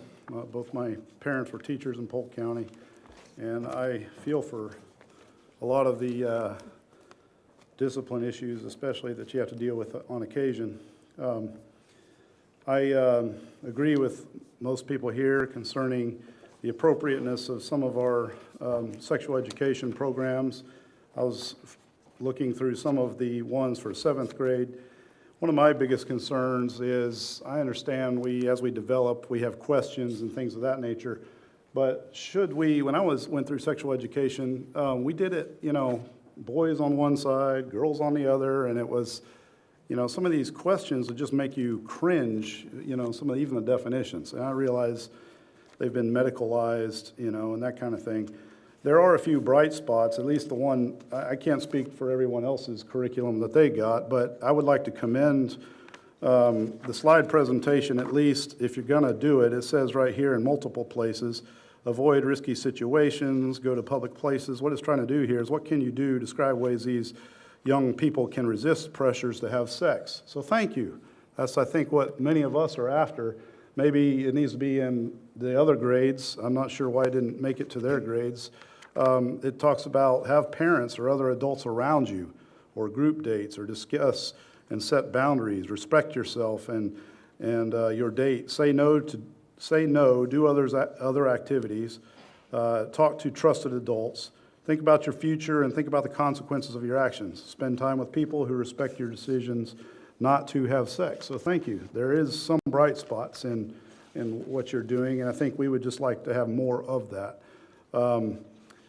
There's one of your crossword deals, the answer to number 10 on the questionnaire, after you fill in the blanks, was basically in big bold letters, say no to sex. Thank you. I mean, these are young children that we shouldn't be putting things in their minds that are going to haunt them the rest of their lives. We see the proliferation of sex trafficking and sex slavery and things of that nature that we need to be all opposed to. Jesus said, if we cause one of these little ones to stumble, it's better for us to have a millstone wrapped around our neck and thrown into the depths of the sea. I realize people say, oh, that's religion, it has no place in public life. Then why did Congress on the very first meeting fast and pray and open in prayer for 3 hours before they did anything because they needed God's wisdom? Thank you very much for opening in prayer. Just because we pray to a God does not mean that we're endorsing any one particular religion. However, the fear of the Lord is the beginning of wisdom and knowledge. Thank you. And I have one more card left for comments on the agenda. However, it's no longer an agenda item, P2. Royal Brown, did you have comments on an agenda item, or would you like me to move it to end of the agenda? I do have a comment on the Nearpod. Okay, that is no longer an agenda item, but I can move it so you can speak at the end of the meeting on that. I don't think that's fair, since I was on the agenda at 10:42 this morning. It is no longer, we are not voting on it today, so the items that are on the agenda are what we can speak to at the beginning of the meeting, and then at the end of the meeting, you'll be the first one. Sir, you're welcome to come speak to it, but it is not going to be on the agenda today. Thank you. Okay, the next item on the agenda is approval of the minutes for the November 9th, 2021 school board meeting. I will hear a motion. So moved. Second. All those in favor, please signify by saying aye. Aye. Any opposed? And the motion carries 5-0. Next on our agenda is the approval of the minutes for the November 9th, 2021 work session. So moved. Second. All those in favor, please signify by saying aye. Aye. Aye. Any opposed?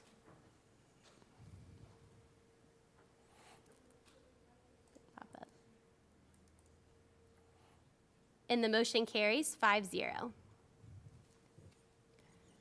Next on our agenda is approval of the consent agenda. I'll hear a motion. So moved.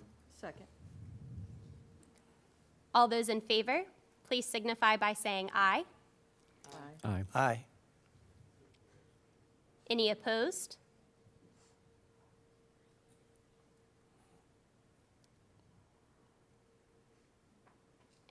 And the motion carries 5-0. Mr. Hyde, we have some new administrators. Would you like to introduce them for us? We do, Madam Chair, members of the board.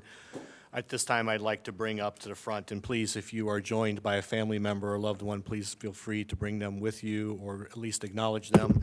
So at this time, if I could please have Mr. Brian Warren, Senior Director from the Office of Acceleration and Innovation. He is being promoted to the Associate Superintendent of Human Resource Services, which is a role he served in previously. Also, I'd like to bring up Allison Dort, Senior Coordinator for the TTI program, who is now being promoted to Director of Federal Programs and Grants Management.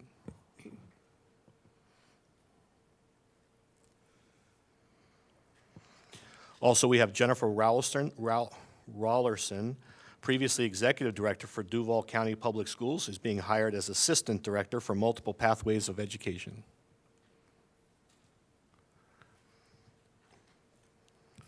Pay. Did I pronounce that correctly? Okay.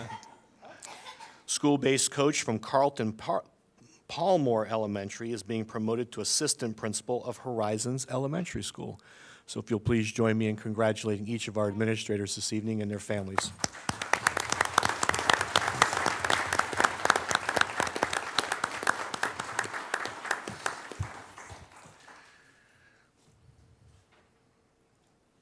Superintendent Hyde, would any of them like to say a few words? I was going to call them Okay. one at a time to see if they had Perfect. anything they'd Thank like to you. say.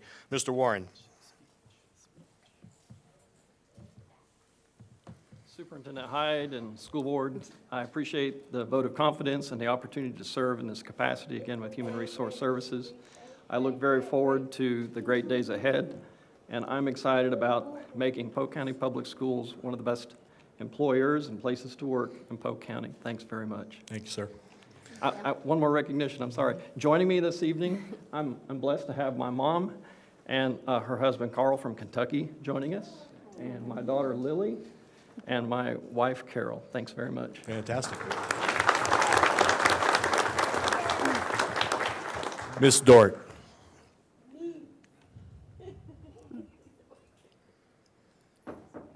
Ms. Rollerson.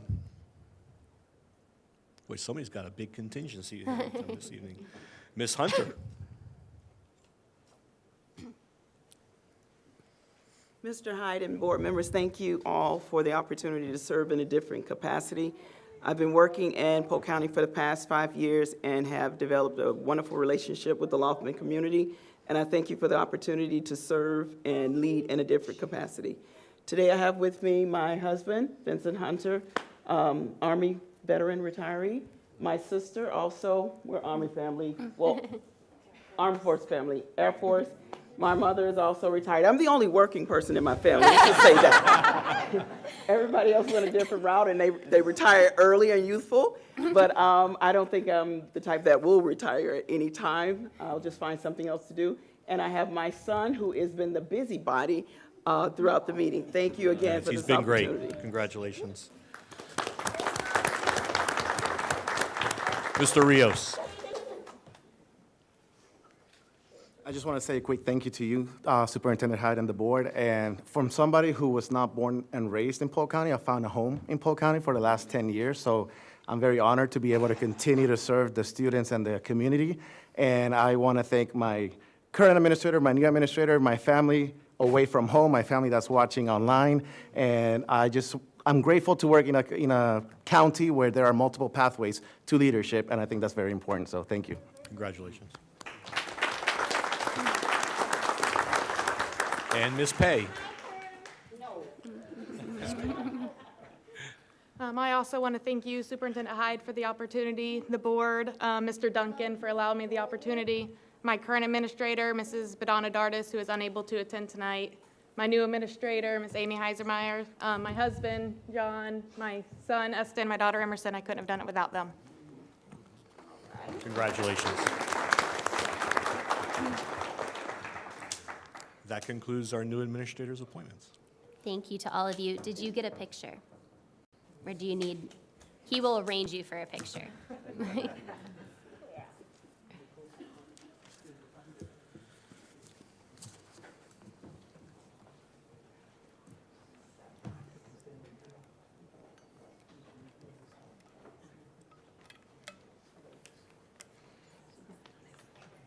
Big smile.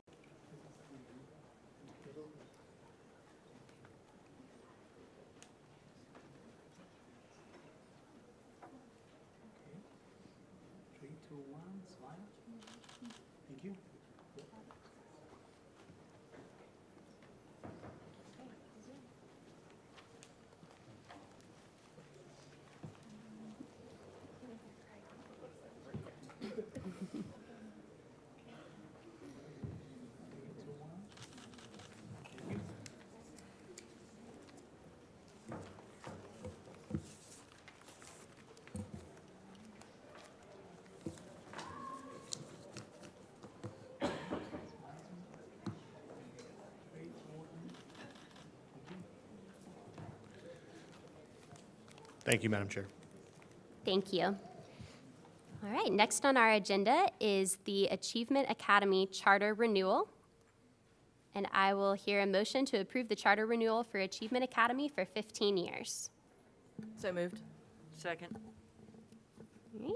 All those in favor, please signify by saying aye. We didn't Aye. die. Sorry, do we have discussion? I do. Ms. Miller? Thank you, Madam Chair. I just want to say Achievement Academy does great work in this community. If you've not volunteered or helped students or donated to their school, I suggest you can look them up online. Achievement Academy helps the most medically fragile, disabled children up into the age of 6, where they come into the school system. They do phenomenal work, so I very much support renewing their charter for 15 years. Thank you, Ms. Miller. Any other discussion? Ms. Fortney? Chair White, yes. Having toured the school, they do amazing work, amazing. And we are fortunate to have their hearts within our Polk County Public Schools. Thank you. Thank you, Ms. Fortney. Any other discussion? Right, seeing none, now, all those in favor, please signify by saying aye. Aye. Any opposed? And the motion carries 5-0. Next on the agenda is the approval of Berkeley Accelerated Middle School's charter renewal. So the motion would be to approve the charter school renewal for Berkeley Accelerated Middle School for 15 years. So moved. Second. Any discussion? All those in favor, please signify by saying aye. Aye. Any opposed? And the motion carries 5-0. And the next will be a motion to approve the demolition of 7 portables over 20 years of age, which are in poor condition. Seek a motion? So move. Second. Any discussion? All those in favor, please signify by saying aye. Aye. Aye. Any opposed? And the motion carries 5-0. Next on the agenda is the agreement between School Board of Polk County and Polk State College. The motion would be to approve the articulation agreement between the School Board of Polk County and Polk State College, no cost. I seek a motion. So moved. Second. Any discussion? Mr. Wilson? Madam Chair, I will be abstaining from voting on this matter due to my relationship with Polk State College, and I have completed the required paperwork for the state of Florida. Thank you. Any further discussion? All those in favor, please signify by saying aye. Aye. Any opposed? And the motion carries 4-0 with 1 abstaining. All right, I will now recess the meeting of the Polk County School Board and adjourn and call to order the meeting of the Finance Committee. And the order of business for the Finance Committee is to approve the Resolution 2021-2022-07 and 2021-2022-08.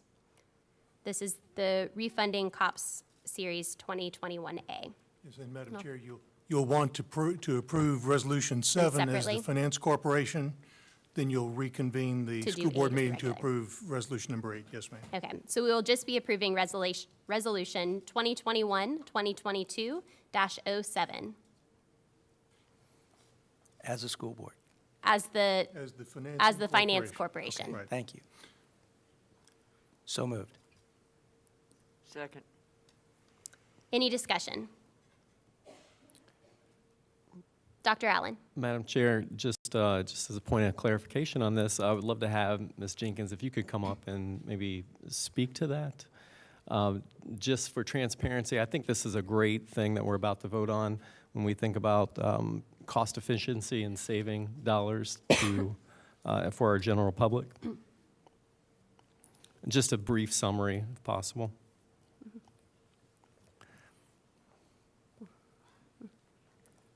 Good evening. I'd like to introduce you all to Mike Weiner. He's with Holland and Knight. He's our bond counsel. So he's also here if you have any questions for him. As you approve the refunding this evening, The important things to note is it is at 0.73%. Your net present value savings is $244,340. So those are funds that can go back into deferred maintenance and other things that we do here at the district. So every now and then, there were changes in the laws a few years ago, so refundings aren't as frequent as they used to be. But as the opportunities come along, our bond counsel and financial advisors help us to identify those to save the district money. Mm-hmm. Great, thank you. Thank you. Any further discussion? Okay, all those in favor, please signify by saying aye. Aye. Aye. Any opposed? And the motion carries 5-0. I will now adjourn the meeting of the Finance Corporation and reconvene the meeting of the school board. And now we will look to approve Resolution 2021-2022-08. So moved. Second. Any further discussion? All right, all those in favor, please signify by saying aye. Aye. Aye. Any opposed? And the motion carries 5-0. And I'd just like to make a comment and say thank you for your work on this, both to your organization, Mr. Weiner, as well as to Ms. Jenkins. You did a wonderful job on it, and I personally appreciate it because we talked earlier today about the deferred maintenance around the county, and this is going to be very, very helpful to that effort and generally just saving us money, saving our taxpayers money. So thank you. Thank you, Mr. Wilson, and thank you both. Thank you. Thank you. All right, next on the agenda is the appointment to the Polk Vision Board of Directors. I will seek a motion. We discussed the next two items both in work session today. So a motion for the Board of Directors for Polk Vision. Motion to appoint Sarah Beth Wyatt as district's liaison. Second. Polk Vision, Board of Directors. All those in favor, please signify by saying aye. Aye. Aye. Any opposed? And the motion carries 5-0. Next is the appointment to the Polk County Value Adjustment Board. Again, we discussed this earlier with the motion to appoint Lynn Wilson as the district's liaison and Sarah Fortney as the district's alternate. Mr. Bridges, do we need to do those as separate, or can we do those together? I'd recommend that you do them one at a time. Separately. So the first motion will be to appoint Lynn Wilson as the district's liaison to the Polk County Value Adjustment Board. So moved. Second. Any discussion? All those in favor, please signify by saying aye. Aye. Any opposed? And the motion carries 5-0. And then the second motion will be to appoint Sarah Fortney as the district's alternate to the Polk County Value Adjustment Board. So moved. Second. Any discussion? All those in favor, please signify by saying aye. Aye. Any opposed? And the motion carries 5-0. Next, we will move into our policy updates. And we've asked Ms. Dodge to be prepared to speak briefly to each of our policy updates. Madam Chair, you'll probably wish to open it as a public hearing. Yes. So we'll be moving into our public hearing.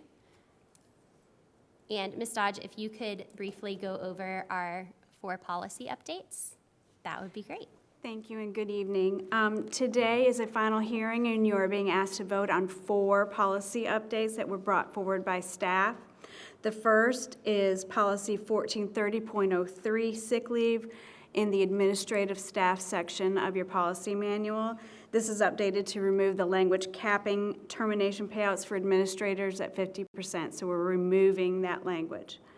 The associated policy is 1420 benefits in the administrative staff section of your policy manual, and that language is being removed to align with what you've done in the sick leave policy for administrators. Policy 4430.03 is a policy for the sick leave for your support staff in their section of the policy manual, and we are doing the same thing there. We are updating the language to remove capping termination payouts for non-union and professional technical employees. And then the associated policy is policy number 4420, benefits, in the support staff section of your policy manual. And again, we are aligning that language with what you've done, what you will do when you vote with the sick leave policy to remove the language capping any termination payouts at salary. Thank you so much, Ms. Dodge. All right, and I have one comment card, Mr. Kyle Wyndham.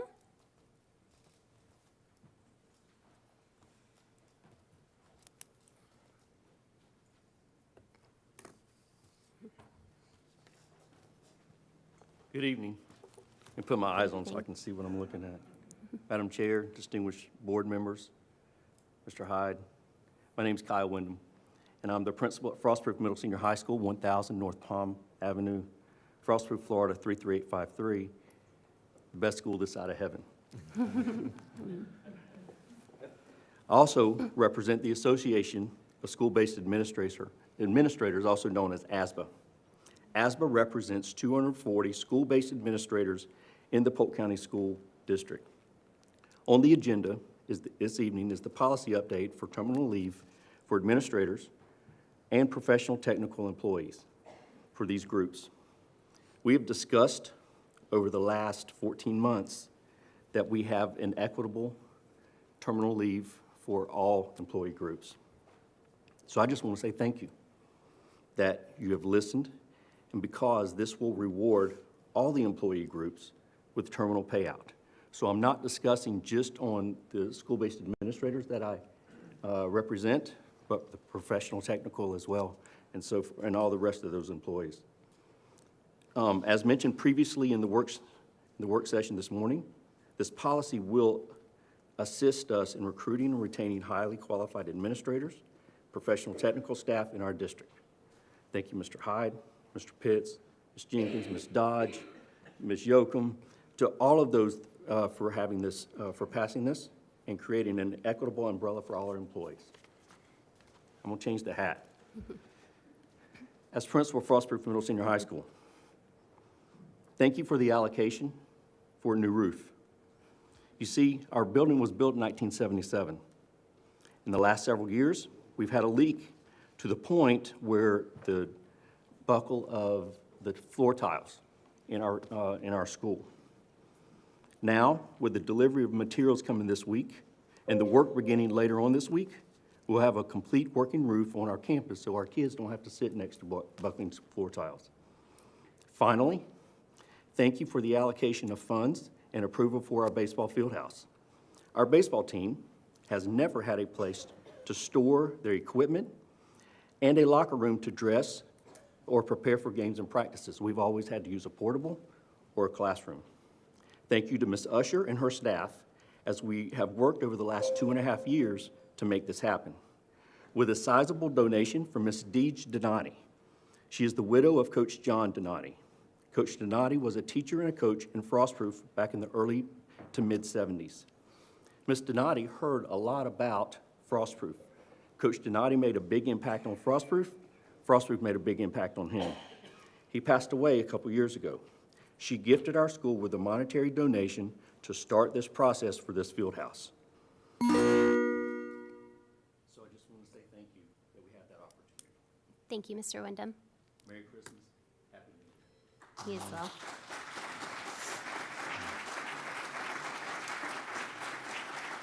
All right, so we will now be approving the four updated policies.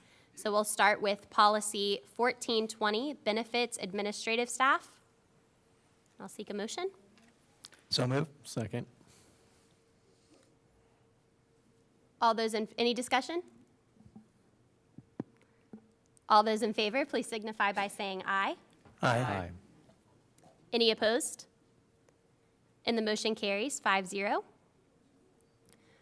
Next, we'll move on to policy 4420, which is benefits support staff. I'll seek a motion. Motion to accept. Second. Any discussion? All those in favor, please signify by saying aye. Aye. Any opposed? And the motion carries 5-0. Next policy will be 1430.03, sick leave administrative staff. I'll hear a motion. So move. Second. Any discussion? All those in favor, please signify by saying aye. Aye. Any opposed? And the motion carries 5-0. And finally, policy 4430.03, sick leave support staff. Motion to approve. Second. Any discussion? All those in favor, please signify by saying aye. Aye. Aye. Any opposed? And the motion carries 5-0. That will conclude our policy updates. And next up will be our superintendent's report. Madam Chair, members of the board, the superintendent's report for this evening. The next work session will be held on January 11th, 2022. The work session will begin at 9:30 a.m. Work session will be held at the Jim Miles Professional Development Center located at 5204 U.S. Highway 98 South in Lakeland. Immediately following this meeting will be a special meeting, as we discussed earlier today. I will try to get it scheduled within the constraints of your current time frame commitments of 9:30 to 12 noon. And that special meeting will allow the board to review and potentially take action to ratify, if PEA is successful in ratifying their contract that we have successfully negotiated to date. I think you see a number of individuals in the audience that would support that transition. Authorizing at that time, and while we've tried to limit special meetings of this nature, authorizing at that time, as we did previously, would allow the payroll team adequate time to process all pay, including retro pay, by the end of the month of January. Thank you. Thank you, Superintendent Hyde. And now we'll move to our school board attorney's report. Mr. Bridges. Thank you, Madam Chair. Request authority to advertise a public hearing for January 25th, 2022, during the school board meeting to consider the proposed reproductive health curriculum. Thank you, Mr. Bridges. And we will now seek a motion. This is just to advertise that we will be having the public meeting on January 25th. Correct. So move. Second. Any discussion? Madam Chair, I have some Yes, discussion. Mr. Wilson. For the members of the general public and the audience, this is the only vehicle we have to get your input on our curriculum. So that's all we're doing. We're simply advertising this so that we can solicit your input. We had a rather in-depth discussion about this earlier today, and I heard abstinence, abstinence, abstinence, every third word. So it's not all bad. There's some good things here. We heard one of our speakers say that. We need to know what those good things are, but we also need to know what those things are that our community is not happy with. And so that's what this does. It provides that vehicle. I'm going to be reaching out to members of our community and listening to you, and I suspect that Superintendent Hyde will be doing so as well. So that's how we find a path forward on this matter. So for that reason, I will be voting to have the public, to advertise public notice for this curriculum. Thank you, Mr. Wilson. Ms. Miller? I just want to add that, legislative and the DOE rains down on us heavily on all curriculum that's done here. And I think we want to make the point that not only Mr. Bridges, but other attorneys and people are involved in creating curriculum in the DOE or creating the requirements for a curriculum follow what all districts do. As an advocate for 15 years for students with disabilities and following curriculum, it's about collaboration, it's about having conversation, and it's about creating relationships with people in your community.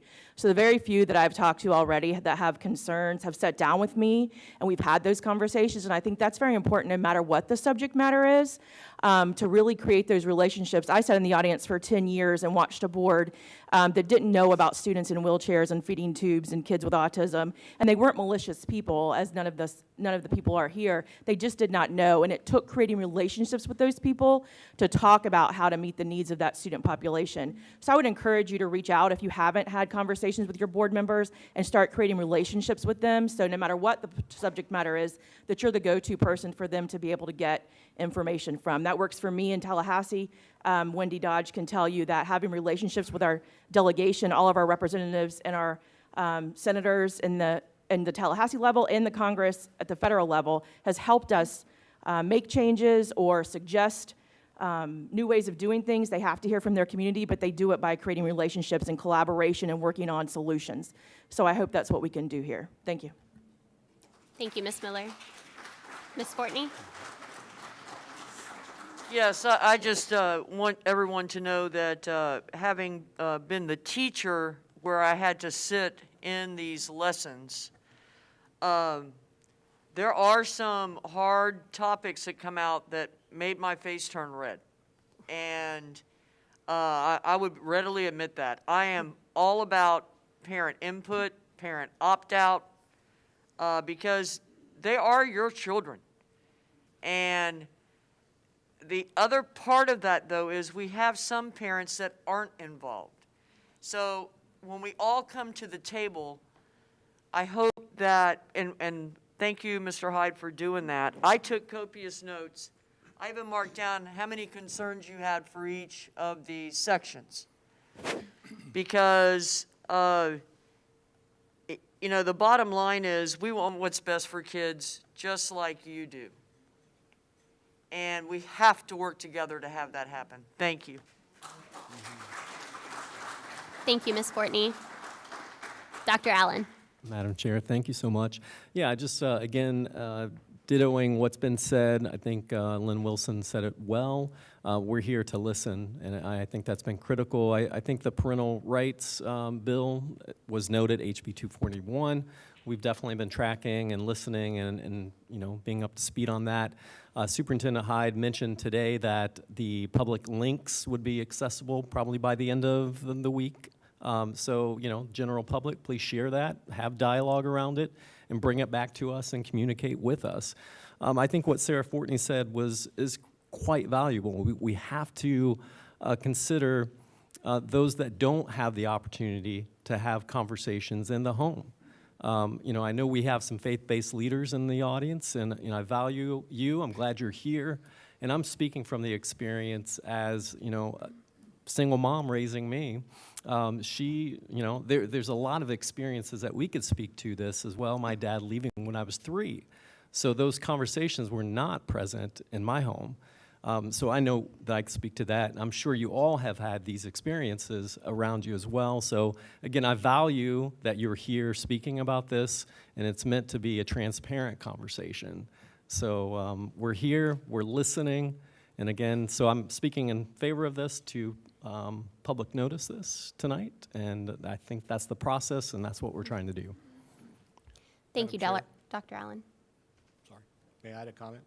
Yes, sir. Superintendent Hyde? Thank you, ma'am. So as we began the workshop this morning, and for those of you in the audience who spoke this evening as to your concerns, a few things. Not only am I familiar with the curriculum, I taught the curriculum as a science teacher here in the state of Florida for numerous years, in particular at middle school. Part of that includes ensuring that parents are informed of the topics that are going to be addressed to allow them to make an informed decision as to their interest in their child participating. Additionally, this topic ordinarily would not have been provided or presented in the manner it was today. I chose to do that well over a week ago when the agenda was posted to move it to a workshop for open discussion and transparency, because otherwise it would have been put into as an informational item. And you can look historically at how the curriculum has been approved in the past. So your comments are not falling on deaf ears. I've been in communication with several of our community members who came, very politely met with me, shared their concerns, and they've already received a written response from me as to our shared commitment to review, in particular, at least 3 separate areas. The inclusion of HIV at grades 4 and 5. That was initiated back in 2013 when the state policy required the inclusion of HIV at those grade levels. So we're very open to reviewing that content and considering the potential for its removal. Additionally, the section in high school in regards to family planning, that is also currently under review by our curriculum staff. And then finally, the last piece, which you've heard comments about this evening, I think it's important to note that the team has actually moved very quickly since I last met with those representatives from the community. And actually, the website right now will probably be up as of tomorrow. All of the content is there. It is explicitly linked to our curriculum page. You can sort it by grade level. It also includes all of the parent information, allowing you to opt out. Please keep in mind there's one aspect of that website in a curriculum. If and when the curriculum is fully adopted, we will also provide a calendar. It is important for parents, again, from my position as a superintendent and as a parent, to ensure that we're providing with information you can make important decisions on. Allowing you to opt out, or just simply saying if you opt out of human growth and development, you opt out of every aspect of it, may not suit your needs or your child's needs or your interests. There are topics such as personal hygiene that can and should be addressed with your children as part of the overall health curriculum. But you can't make that decision if wholesale you're opting out of the entire curriculum. So the goal is to provide you a calendar that says on Monday, here are the topics that are going to be addressed. On Tuesday, here are the topics going to be addressed. On Wednesday, so you can make an informed decision about their daily participation. If you so choose to exclude them completely, we completely respect that. That has been in state statute for any number of years. But it is important for you to understand, as many of you spoke tonight, I have been in communication with your organization, and it's been a very fruitful dialogue thus far. We are very open, we're very receptive, and we're trying to work collaboratively towards a common goal. However, there are going to have to be concessions and understandings on both sides. So I agree. This curriculum was first developed by a committee that consisted of local health experts, medical practitioners, parents, and teachers, and others. And it has continued to evolve each year. This evening it was brought forward because there were potentially some changes in statute that would have required for it to come forward. But again, we did so openly, and I shared at the beginning of the meeting that we would bring this topic back in January. So as was stated before, the public notice does not mean it will be voted. It's simply saying that we will continue the dialogue through the month of January, at least 2 additional meetings, and we will continue to work to revise until we get to a place where we feel like we can adopt a curriculum that satisfies our interests, our needs. And so that's my sincere commitment to all of you. So I appreciate the time this evening.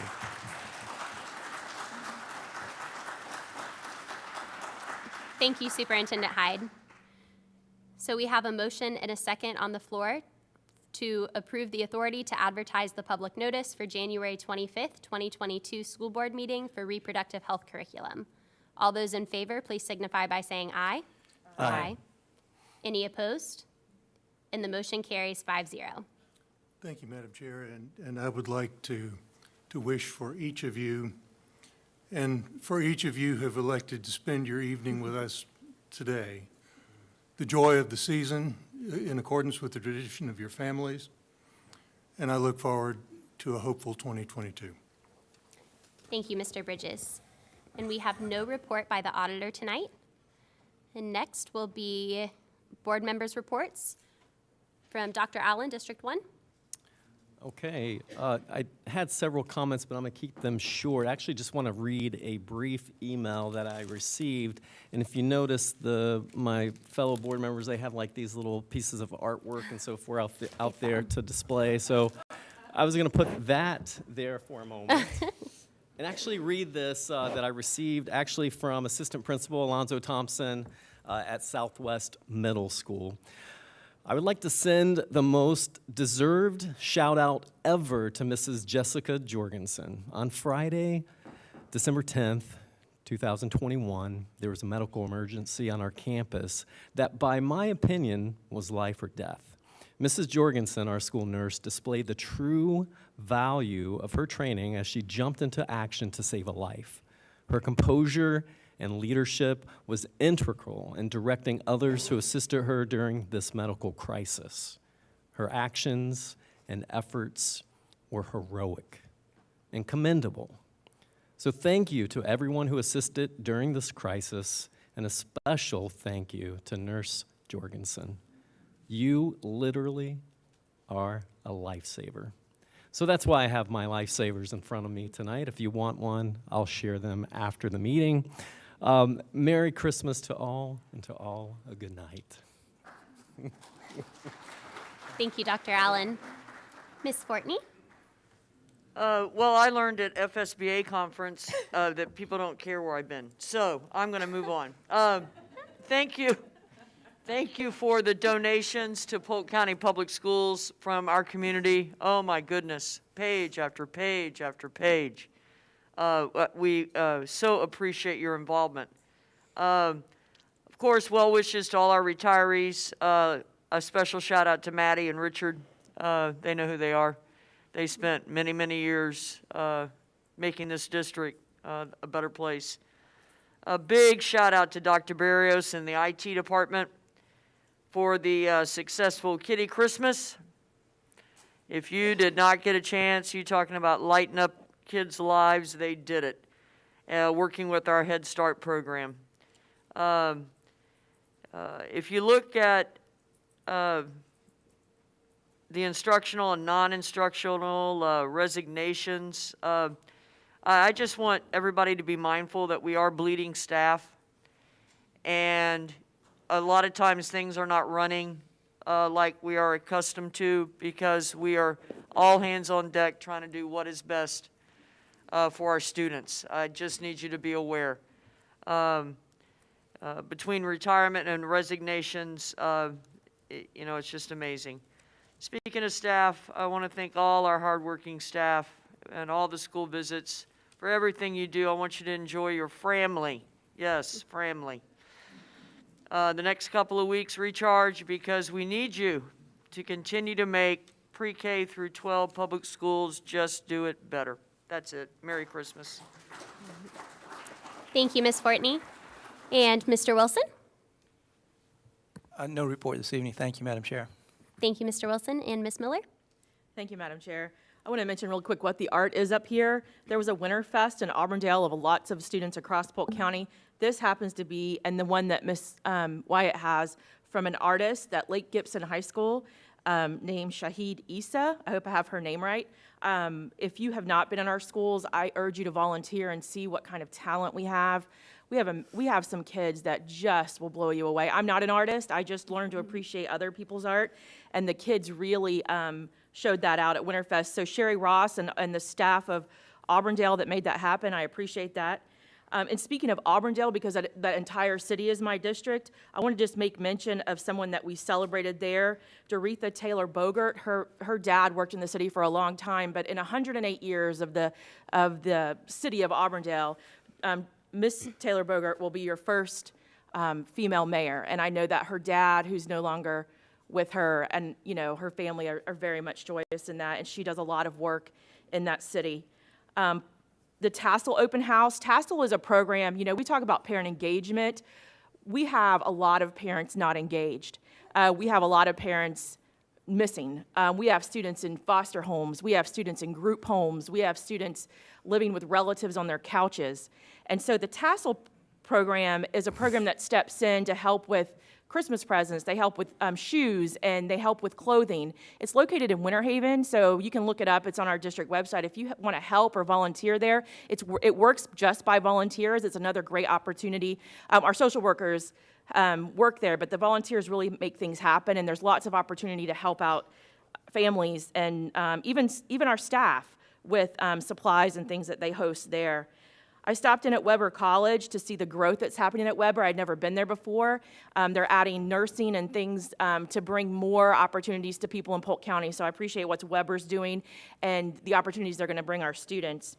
So with that, I'll end, Madam Chair. It is going to be a great holiday season, and Merry Christmas to everyone that's attendance. Thank you. Thank you so much. And I just, for my report, want to quickly thank AFSCME for inviting us to their Christmas party again. You guys know how to throw a party, and it is always so much fun. So thank you for inviting us, and I hope that we were well behaved enough to get to stay on the guest list for next year, because it's one of my favorite things.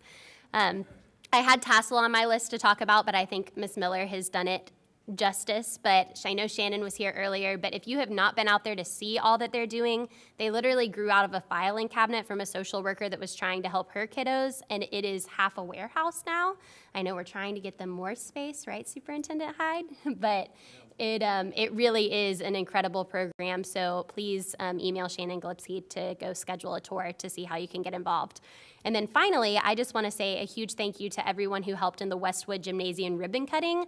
I know that Westwood and the whole Inwood area is so excited to have that gymnasium, and I'm thrilled that Denison was approved tonight. So I can't wait for that ribbon cutting later, hopefully next year. And Barta's on the list. So thank you to all of our staff, and to just want to wish a happy holidays and a happy new year to all of our staff and students and families. So next we will move on to public comment for non-agenda items. And first on the list will be Royal Brown, and next on deck will be Stephanie Yoakum.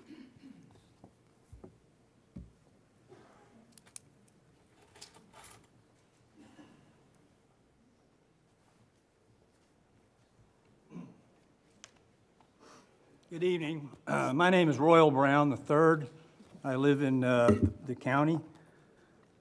I doubt any of you read through the Nearpod teaching and training system, which you are about to approve $860,000 to purchase. My review of the Nearpod software revealed that it has a rating of only 2.9 out of 5, with 6,500 people having reviewed it.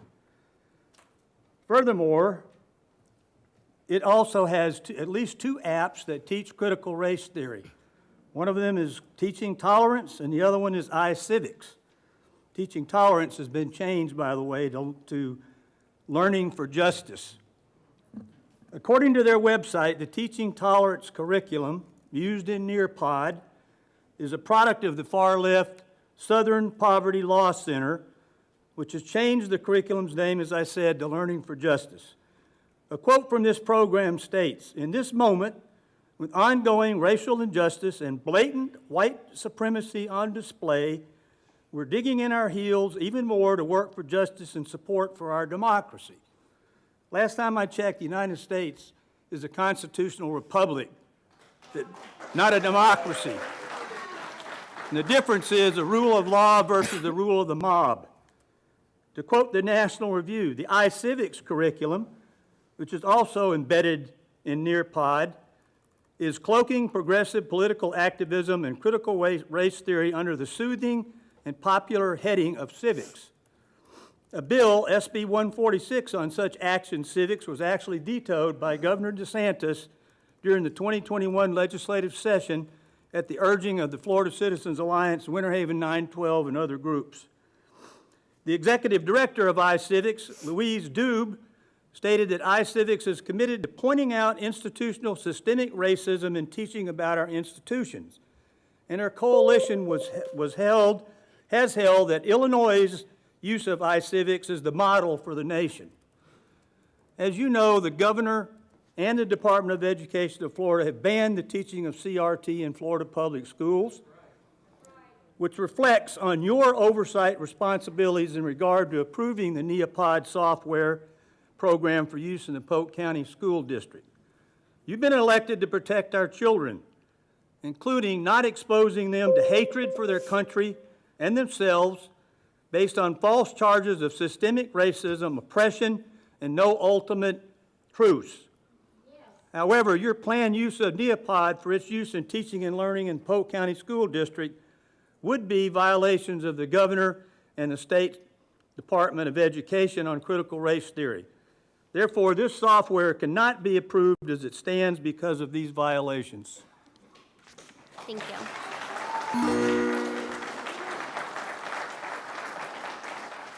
Stephanie Yoakum, and then on deck will be Bill Olson. Stephanie? Stephanie Yoakum, President of the Polk Education Association, 730 East Davison Street, Bartow.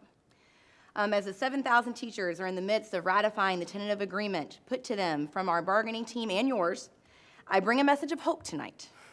Hope in the true partnership that we are forging with Mr. Hyde and his staff. Through this partnership, management and our union have settled 2 support staff contracts with the teacher contract out right now before the holiday season has started. Support staff realize a 5% raise with an automatic level increase in July. All teachers are realizing at least 1210, with many benefiting from increase in added supplements across the supplemental schedule. A few of these, probably more broadly, the supplements that I'm really excited about, that we're really excited about, $500 for teaching in a Title I school. $500 for teaching an assignment, for a teaching assignment that's in a critical shortage area from the DOE list. honoring our highly effective grandfather teachers with a $500 supplement. Middle school coaches are now going to get paid for what they do with our middle school sports teams instead of splitting up $1,000 between them. We have significant improvements with our advanced degrees that bring us in line with what other Central Florida districts are paying now. These negotiations have given staff hope that with genuine collaboration between our union, district staff, our school board, we can work together to improve salaries and working conditions for staff in Polk County Public Schools.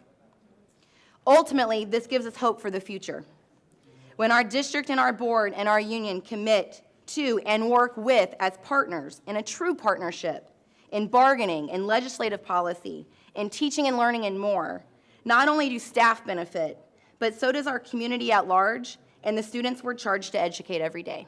Thank you so much. Thank you, Cecily.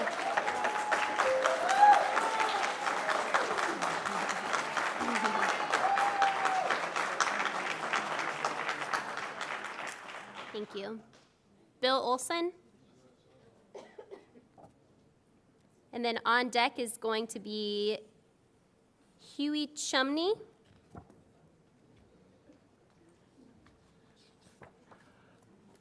Good evening. My name is Bill Olson. I live at 242 Kendall Way in Davenport, 33837.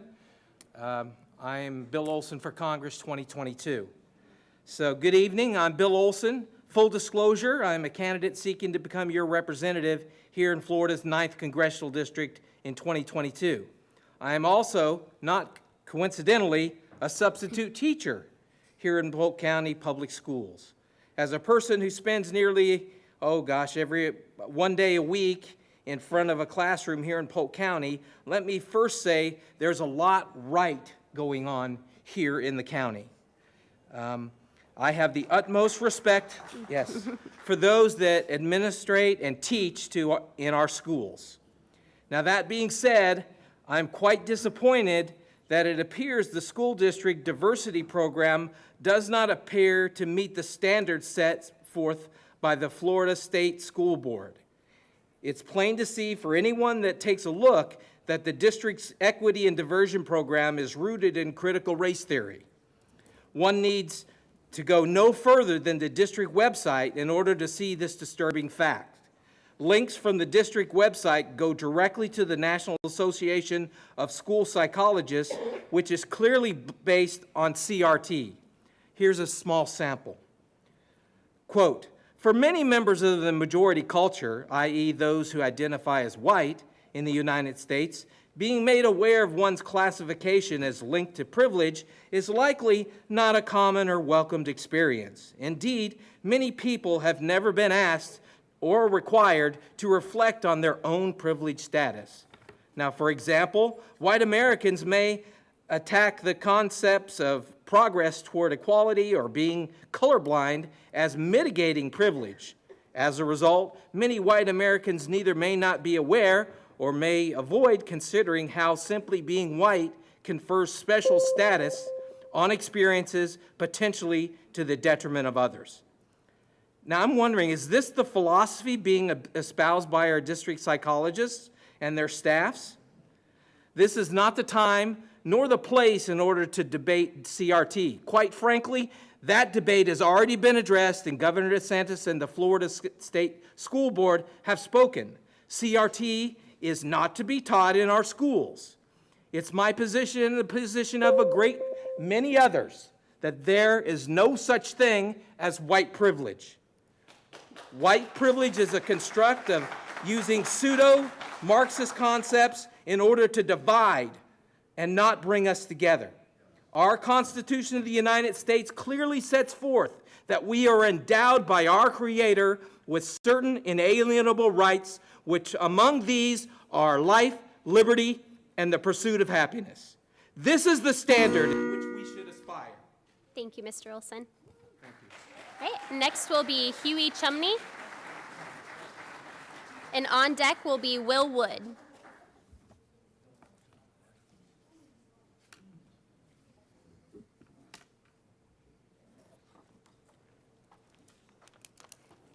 My name is Huey Chumney III. I live at 2293 Crofton Avenue, Davenport. This is an email that was sent to the 7 board members on my behalf from Kevin Moran on October 25th. My name is Huey Chumney. I'm a PE teacher at Citrus Ridge Academy. On October 25th, I was instructed to go to the principal's office, where I was greeted by my principal, Dr. Leatherwood, Ms. Collins, Dan Talbot, and Jason Pitts. There was a letter on the table they were sitting at, and they informed me they had some misfortunate news to tell me. I was told that I'd been mistakenly overpaid as the athletic director at my school, that there was no such position at any middle school in Polk County. Not only would my supplement pay that I've been receiving since 19 stop immediately, but I was also responsible to pay back the amount of $4,783.38 in a payment plan of $113.89 every month until April of 2025. After taxes are taken out of the $340 monthly supplement, I average a direct payment of approximately $225. So in total, my paycheck will be short approximately $339 a month of what I've been accustomed to for the next 4 years. To say I was devastated and speechless is an understatement. I had no idea that I was not supposed to get paid for being an athletic director for my school. I did not sign any contract or documentation agreeing to any terms of payment since my boss appointed me the position in 2019. Our second principal of the school, Mr. Donnelly, came to us from Ridge Community High School, and he signed off on a form that he was used to signing off on at his high school at the beginning of the year for deans, admin, and athletic directors. Our previous athletic director from 2016 and 19 received this monthly payment for 3 years until she decided to move to a different school. When Dr. Leatherwood took over at our school, Mr. Donnelly showed her the form, and then she signed off on it every July or August for the payroll to handle it at the beginning of each school year. The one-time payment of $1,000 is given one time a month or one time a year, and what I've had my coaches do is we've agreed to donate that to our athletic fund, because if not, we've got 9 sports. It'll be about $90 a piece for an entire 3 months or 4 months of work of each individual sport. So we have put that money towards our athletic fund. How did somebody not in payroll catch this mistake back in 2016 when our first AD was getting paid? How in the world am I responsible for something that I had nothing to do with? I understand that I'm not going to get paid for my work as the AD anymore, but to punish me for an oversight committed by someone else repeatedly isn't right. I'm already losing roughly $240 in income each month. Losing an additional $4,783 over the next 4 years is detrimental to my family. That's pennies to the district, but that's 10% of my pay. Okay, I want to put 10% of my pay into tithing, not 10% of pay, and it's something that I shouldn't have to pay back. My boss showed me the checks that she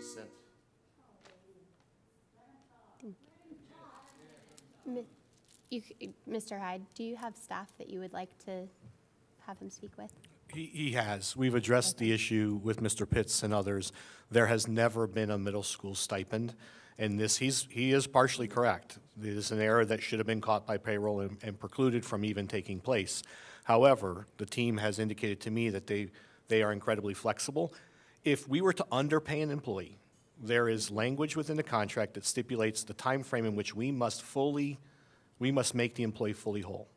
In this case, we are not establishing that expectation that within 72 hours or a week, we get reimbursed fully. While it's partially an error on our part, I believe that Mr. Pitts and the team have met with this gentleman and offered him multiple opportunities and avenues in which he could approach reimbursing us for overpayment. Negative. So. Negative. Not one time. So. Not one time. I offered to pay them half of it as a supplement settle. And he said, you're already getting a good deal. No, pretty much, good luck, buddy. I'm sorry about that. Then I would ask you respectfully, go back to Mr. Pitts. You will follow up with this gentleman and see what we can find, what we can arrive at. That's it. So if you'll speak with Mr. Pitts, he'll step outside and speak with you. Thank you.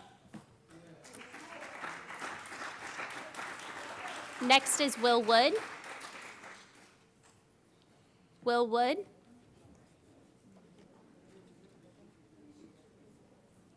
And then on deck is George Bennett.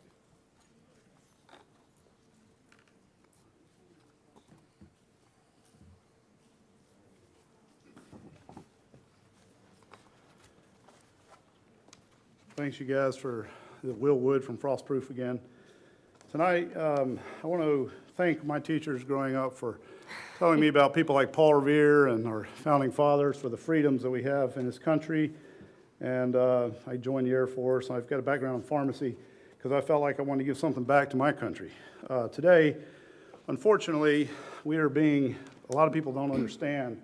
What I'm trying to speak about here is a secret cabal of men that have, the COVID-19 is a world population, depopulation agenda. And I can't sum up over 1,000 hours worth of research in 2 minutes. So what I'm going to ask you guys to do is look at some of the quotations from Bill Gates, David Rockefeller, Henry Kissinger, Ted Turner, concerning world depopulation. Here in Georgia, Elbert County, Georgia, is a Georgia Guidestones. It's called the Stonehenge of North America. It says maintain world population under 500 million people in perpetual balance with nature. Okay, this has been their program for many years into the 70s. Henry Kissinger once said, it should be U.S. foreign policy, highest priority is to depopulate the third world. This is why we fund birth control around the world, why we fund abortions around the world. Klaus Schwab is one of our biggest enemies with the World Economic Forum.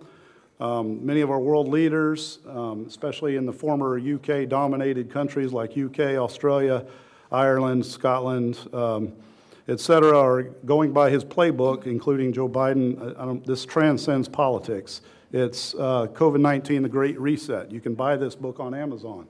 This is what the world leaders are using right now to take over our world. Klaus Schwab comes from a Nazi family, and we fought 2 wars against the Nazis, or against the Germans specifically, but one against the Nazis. They're using COVID-19 as a pretext to take over the world. If you don't believe this, look at what's going on in Australia, look on what's going on in New Zealand, look what's going on in the UK right now. If they would have had their guns, in fact, Australia was disarmed about 2 or 3 years ago, but they're lockdowning the entire country over basically the cold. Okay, there are tens of thousands of reputable doctors, including Dr. Zelenko and America's Frontline Doctors, that basically debunk Fauci completely. They have successfully treated thousands of patients without a single death. Dr. Fitzgerald, Joseph Fitzgerald in Florida, has successfully treated more cases of COVID than anyone else in Florida, not a single death. And it's the medicines that they are banning, ivermectin, hydroxychloroquine, vitamin D3, zinc, and vitamin C. So just wake up. I can't stress enough. Do your homework, please. Thank you. Thank you. George Bennett.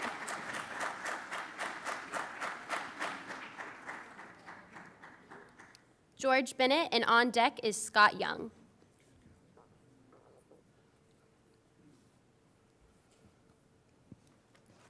Yes, my name's George Bennett. Address is 11 Kenya Court, Winter Haven. I wasn't going to speak tonight. I was going to come to the meeting tonight, but I was going to speak to about 3 hours ago, but I wrote something up.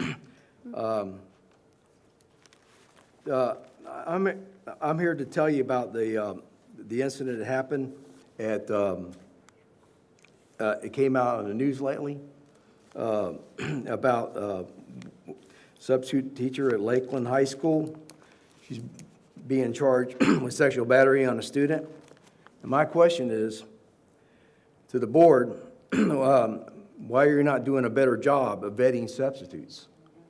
Are you performing adequate background checks? And should you be adding on your application questions concerning ethics and morality? Okay? And when it comes to hiring procedures with these substitutes, to be absolutely sure you're getting good qualified replacements to fill these vacancies. Evidently, you're having problems with your staffing, and this is something you need to address because, you know, this just recently happened. This just came out in the news today.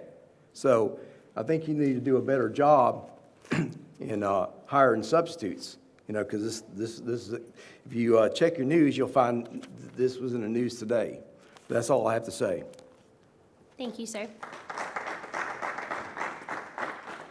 Scott Young, and then on deck is Lola Smith.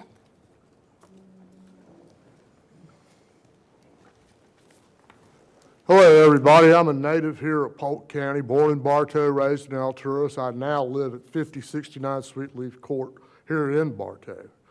I come to praise Caesar, not to bury him. I want to thank you guys for coming out to Alturas the other night to take part in what we felt was very important. You were gracious to us. I think you came out there with one idea, you left with another one, but you listened. We are grateful. We look forward to working with you all in the future. And once again, I didn't know we were running campaign speeches tonight, or maybe I'd have prepared one, but seriously, you guys can have politics. But thank you again, and I just want to say I think you guys do a great job, and this is democracy at its best. Thank you, sir. And Lola Smith.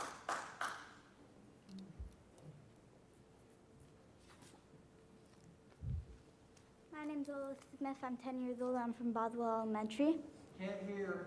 They're adjusting the volume as soon as the person starts speaking. Thank you. The other day, we were out running errands. We happened upon some tourists. They didn't have to say they were tourists. It was obvious from the shorts and flip-flops on a cold Florida morning. One of them saw me in my coat and asked if I was crazy. Clearly, he was a crazy one. It was below 70 degrees. My mom explained we both had acclimated. That means we got used to the environment we lived in. Cold, to me, was hot to him. Acclimating is a form of adaptation, a way to survive in a dangerous or uncomfortable place. That got me thinking, especially after the recent school shooting in Michigan. Over 180 school shootings have happened in the U.S. in my lifetime. I'm only 10 years old, but I've acclimated. That is why I know it takes the whiff of 2 standard textbooks to stop a bullet. There are new strains of COVID emerging every day, but we seem to have acclimated to that too. Much like school shootings, the public speaks in sadness when students and teachers die. And much like school shootings, everyone quickly returns to normal and nothing changes. All because we believe in those lives. We believe those lives are a price we pay for freedom. Freedom to carry an AR-15 into Starbucks. The freedom to send your sick child into school maskless. In most of the world, innocent lives are not seen as tokens to be traded. But here in America, we have acclimated. We are numb to death. I beg you all for months to mandate masks in our school. Now 17 Polk County school employees are dead because you refused. We need to do better, not just about masks, but in all areas, where lives are priced being paid. People, all people, are priceless, and politics should reflect that. Thank you for your time. Have a happy holiday. Thank you, Lola. And Bishop Mincy.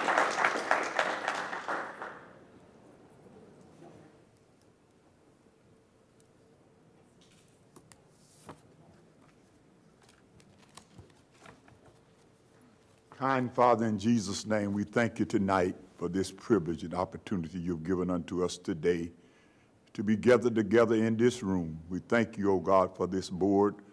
We thank you for the superintendent and all of his staff today. We thank you for all of these men and women that have come tonight and have voiced their opinions and shared their thoughts. Lord Jesus, we're in this season of joy and peace, and we ask tonight that your blessings will go with us and bless us in our going out and our coming in, our down sitting and our uprising. Bless our families, bless our loved ones. God, there's so many people that don't have and are misfortune, and we just ask that you restore your love and your gracious power upon all of us tonight. And as we leave this place, looking forward to 2022, that we will come together with new thoughts, new ideas, a new heart, and ask for your forgiveness for all of our evilness, and bless us, O God, to go forth to accomplish and be a blessing to all of our children and our children's children. Do this night, and we will give you glory, we will give you honor, and we will give you praise. And we will tell you, thank you, Lord, because of you that it is so and it is done. In Jesus' name we pray. Amen. Amen. Seeing no further business to come before the board, that will adjourn our meeting.